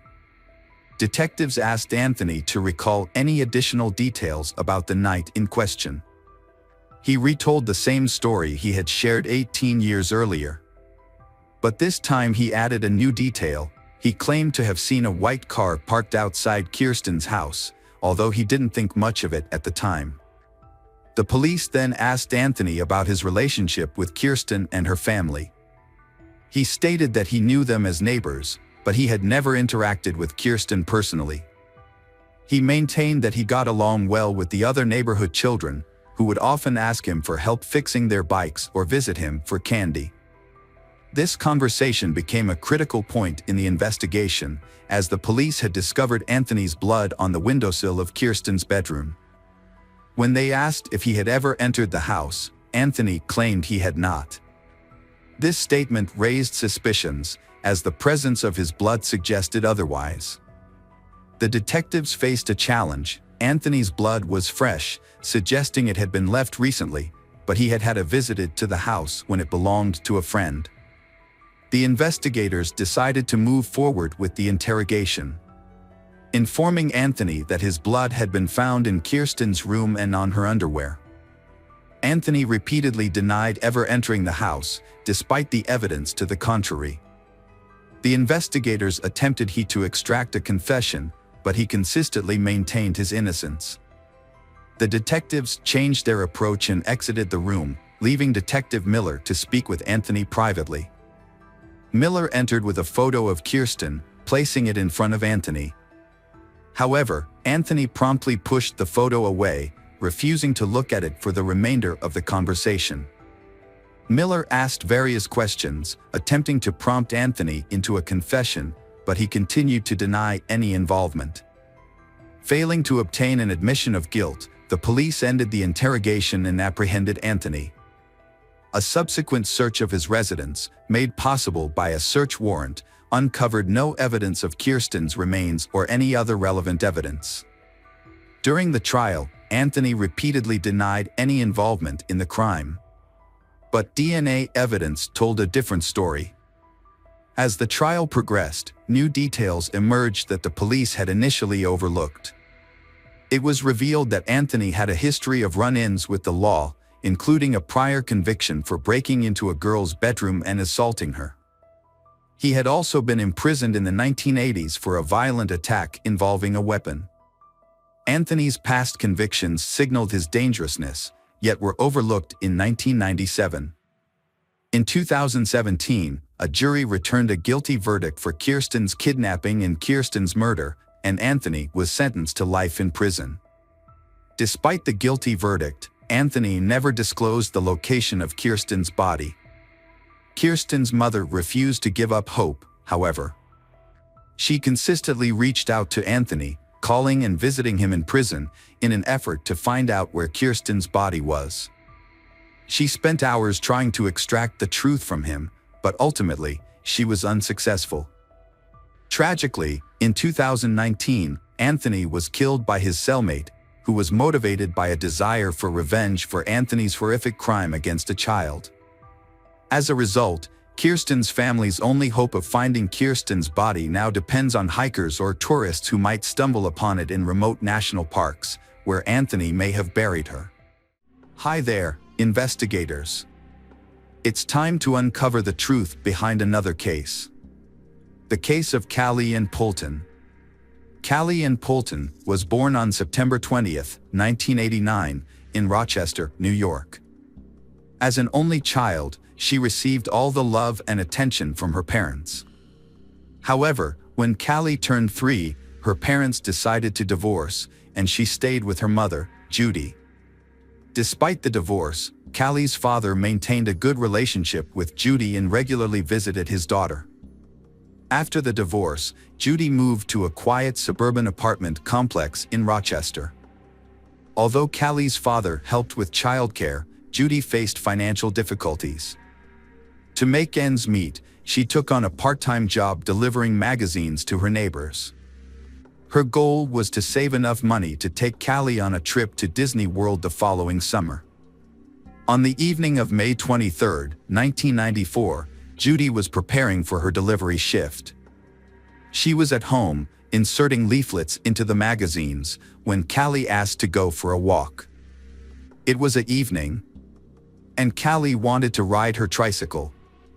Judy checked outside and saw other children playing in the yard, so she allowed Callie to go out for a short time, instructing her to stay within the yard. Callie ran outside with her tricycle, and Judy planned to finish preparing the magazines and then take Callie to McDonald's after completing her delivery route. Judy stepped outside with the magazines, intending to call out to her daughter Callie, but Callie was nowhere to be seen.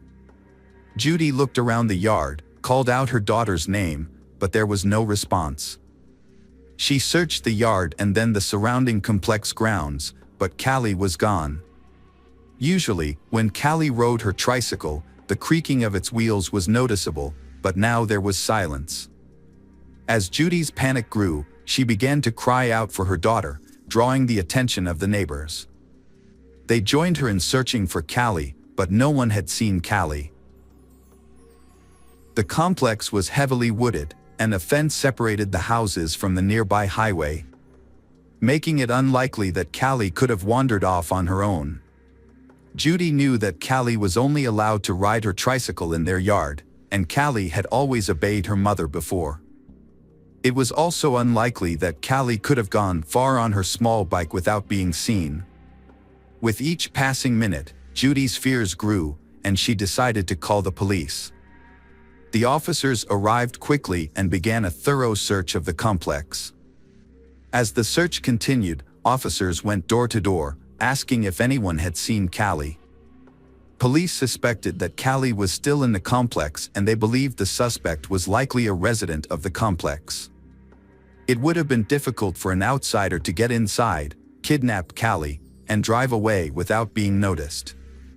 To assist in the search, residents of the 300-apartment complex voluntarily allowed police to enter their homes. In case there was no one in the house, the complex manager used the spare key to search. Unfortunately, searching each apartment yielded no results. Callie and her bike were not found. After an all-night search, the case was reclassified as a kidnapping at around 4 a.m.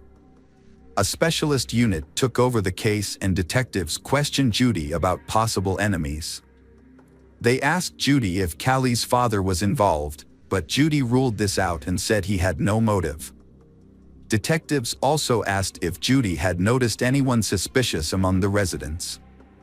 She mentioned Mark, a 22-year-old man who had just moved in with his wife and young son. Judy noticed Mark's behavior was unusual. Judy and Mark spoke briefly a few times, and during one conversation, Mark commented that Callie was beautiful. Although Judy had heard similar comments from others, Mark's tone made her uncomfortable. What really caught her attention, however, was when Mark added that he had spied on all the little girls in the complex and that Callie was the most beautiful. Judy became increasingly wary of Mark after their conversations, and she made an effort to limit her interactions with him. Even though they still occasionally crossed paths in the yard. One conversation in particular raised her suspicions. Mark asked Judy if Callie would tell Judy if someone tried to touch her. Judy found this question alarming and quickly ended the conversation. As a result, she no longer allowed Callie to play with Mark's son, even when she was present. During her conversation with detectives, Judy recalled a detail that had previously seemed insignificant. When she was searching for Callie, she had asked Mark if he had seen Callie, and he claimed he did. Judy also noticed that Mark's sneakers were missing their laces, but at the time, she was too worried about Callie to think much of it. The detectives brought Mark in for questioning, and he denied any involvement in Callie's disappearance. He even agreed to take a polygraph test, which he passed. However, Judy's own account provided Mark with an alibi, as she had seen him on the playground with his son at the time she was searching for Callie. The police also searched Mark's apartment but found no sign of Callie or her bicycle. As a result, Mark was no longer considered a suspect, and the investigation continued without any leads. The police investigation into Callie's disappearance began by questioning her mother, Judy, as a standard procedure. Judy cooperated fully, answering all their questions, but she found it distressing that the police were focusing so much on her when they had no other leads. As the search for Callie continued, the case received widespread attention, with news reports, billboards, and flyers throughout the city. The police received over 1,000 of tips, but unfortunately, each one led to a dead end, and the case remained unsolved for months. Despite the lack of progress, Judy remained hopeful that her daughter would be found alive. She quit her job to devote all her time to the search, printing and posting flyers, contacting media outlets, and working tirelessly to keep the case in the public eye. With the help of some compassionate supporters, she was able to raise $100,000 as a reward for any useful information.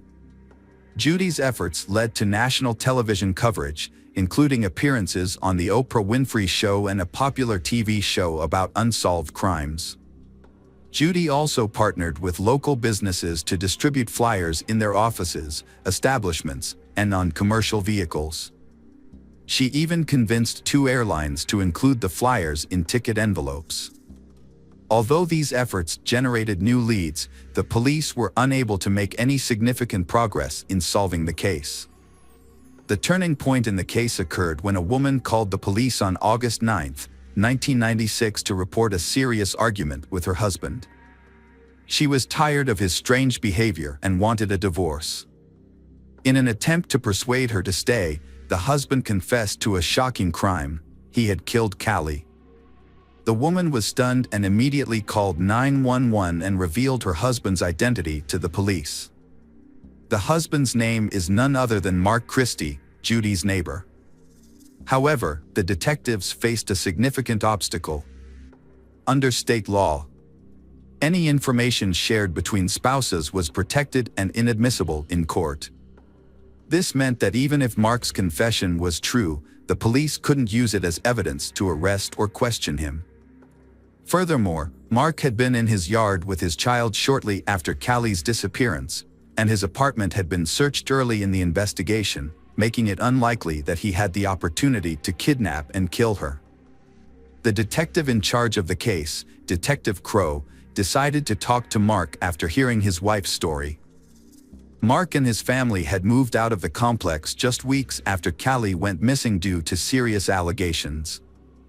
Mark had been accused by the 2 girls' parents of standing naked in front of his house, which made the detective suspicious. Although no investigation had been launched, the incident appeared to be suspicious. Crow traveled to Mark's new home, 50 miles from Rochester, but encountered resistance. Mark's mother opened the door and said her son would not talk to the police without an attorney present. Mark learned about his wife calling the police and contacted a lawyer.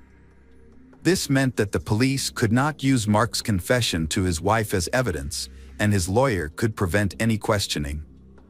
Despite this, Crow persisted. While talking to Mark's mother, Mark appeared and Crow persuaded him to answer some questions about Callie's case. Crow suggested they discuss the matter over coffee at a nearby restaurant. Mark agreed to Crow's surprise, but only on the condition that Crow would then take him to see his lawyer. Crow and Mark stopped at a nearby Italian restaurant. Crow tried to engage in the conversation normally, avoiding any pressure or tense questions. This approach seemed to work as Mark began to open up more while they waited for their food. Mark expressed deep remorse for his actions towards Callie and explained that her image had haunted him for the past 2 years, constantly appearing on news reports and flyers. Crow tried not to scare Mark. Crow had spoken to Mark before in the early stages of the investigation. But this new conversation felt different. Crow believed that Mark was feeling proud of having avoided capture, so Crow decided to appeal to Mark's ego. Crow told Mark that Mark was actually smarter than the entire investigation team, and Mark responded by saying that he didn't want to sound boastful, but his method of handling the bike was actually very smart. Mark offered to share details about how he got rid of the bike, but only on the condition that Mark wouldn't discuss anything else. Crow maintained a friendly and non-threatening tone, reassuring Mark that he was in control of the conversation and could share as much or as little as he wanted. Mark said that Callie's tricycle had been in his apartment 3 days after she went missing. Mark knew that the police would probably search every apartment without a warrant when a child was in danger, but Mark found a loophole in the law. Although police could search for a missing child, they were not allowed to search for physical evidence. This meant they could only test spaces that were large enough for a child to fit. To hide the bike, Mark decided to disassemble it and hide the bike's parts in small and hard-to-reach areas of his apartment. He wrapped some parts in clothes and put them in the closet, and put other parts in small bags and took them out to the car. He then dumped the pieces in various locations far from home. Meanwhile, the police were stationed at the exit of the complex, checking each car, but since they were only looking for Callie, the small bags containing the bike parts did not arouse any suspicions. Detective Crow saw an opportunity to get a full confession from Mark. Crow took a sympathetic approach, suggesting that Callie's death may have been an accident and not Mark's fault. Mark asked about the sentence he could face, and Crow estimated it could be about 25 years. Mark felt this was unfair, as it meant he had to spend half his life in prison and away from his family. He also mentioned that he had lived with guilt for 2 years, implying that this should be taken into account when sentencing. Despite Mark's questionable logic, Crow continued to encourage Mark to confess, suggesting it would bring him relief. Mark agreed to tell the truth, but only after consulting with a lawyer. Crow knew that Mark's lawyer would advise Mark against confessing to a crime without solid evidence. So, Crow decided to be straightforward with Mark, explaining that if he didn't tell the truth, Callie's parents would never know what happened to their daughter. Mark responded by saying that Callie hadn't suffered. Crow senses that Mark was confessing and encourages him to do the right thing. Mark looked at Crow and finally admitted to his actions. He repeated that Callie hadn't suffered and Mark confessed to strangling her with his bare hands. He then added that he hadn't done anything else to her. Mark recounted the events of that evening, explaining that Callie had come to his apartment and asked to play with his 1.5-year-old son. Mark let her in and took her bike to the kitchen. Aware that Callie's mother wouldn't approve of her visiting, Mark let Callie go upstairs to play with the child without drawing Judy's attention to the situation. However, when Mark heard Judy calling out for her daughter in the yard about 10 minutes later, he panicked. He knew that Judy would be furious if she discovered that he had let Callie into his house without permission. In a moment of desperation, Mark went upstairs to the children's room and strangled Callie with his bare hands. Detective Crow was skeptical about certain aspects of Mark's story from the start. It seemed more plausible that Mark had lured Callie into his apartment under false pretenses, taking advantage of his wife's absence at work. Once inside, Mark might have attempted to molest Callie, but when he heard Judy calling out for her daughter, he may have panicked and killed Callie to avoid being exposed. Crow recalled that Judy had seen Mark wearing sneakers without laces, which suggested that he had used them to strangle Callie. This detail implied premeditation, contradicting Mark's claim that the crime was spontaneous. To avoid raising Mark's suspicions, Crow decided to continue listening to his story. Mark claimed that after the murder, he left Callie's body in the kitchen and took his son outside to establish an alibi. He deliberately allowed Judy to see him in the playground, hoping to deflect any suspicion. Once Judy began searching the complex, Mark returned home and hid Callie's body in a laundry basket, covering it with clothes. A short time later, he placed the basket in the trunk of his car. Mark confessed that the chaos of the search, with many people looking for Judy's daughter, allowed him to carry out these actions unnoticed. Mark took his son and drove to the building where he worked as a security guard. He parked near the back, left the basket with Callie's body by the door, and then entered the building through the main entrance, telling his co-workers he had forgotten something at work. His toll didn't raise any suspicions. So he made his way to the back door, which he opened from the inside, and retrieved the basket. Mark then climbed onto a large tank containing liquid coolant, opened the top, and dropped Callie's body into it after tying a heavy metal object to her. He got rid of Callie's clothes but left her earrings on. After disposing of the body, Mark returned home and joined the neighbors in searching for Callie. By doing so, he had already removed the body from the complex before the police became involved, and no one suspected anything. At the end of his confession, Mark expressed regret for killing Callie, stating it was a mistake. Crow paid for their food, and Mark left a $2 tip before willingly going with Crow to the police station, where he was arrested for murder. When Mark's lawyer found out about the confession, he attempted to retract it, but the attempt was unsuccessful.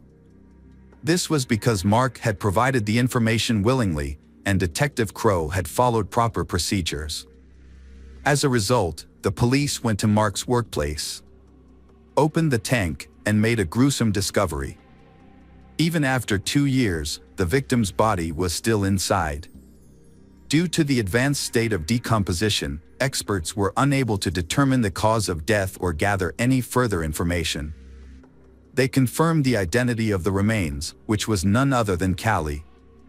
Mark admitted his guilt to the judge and received a minimum 25-year prison sentence, just as Detective Crow had predicted.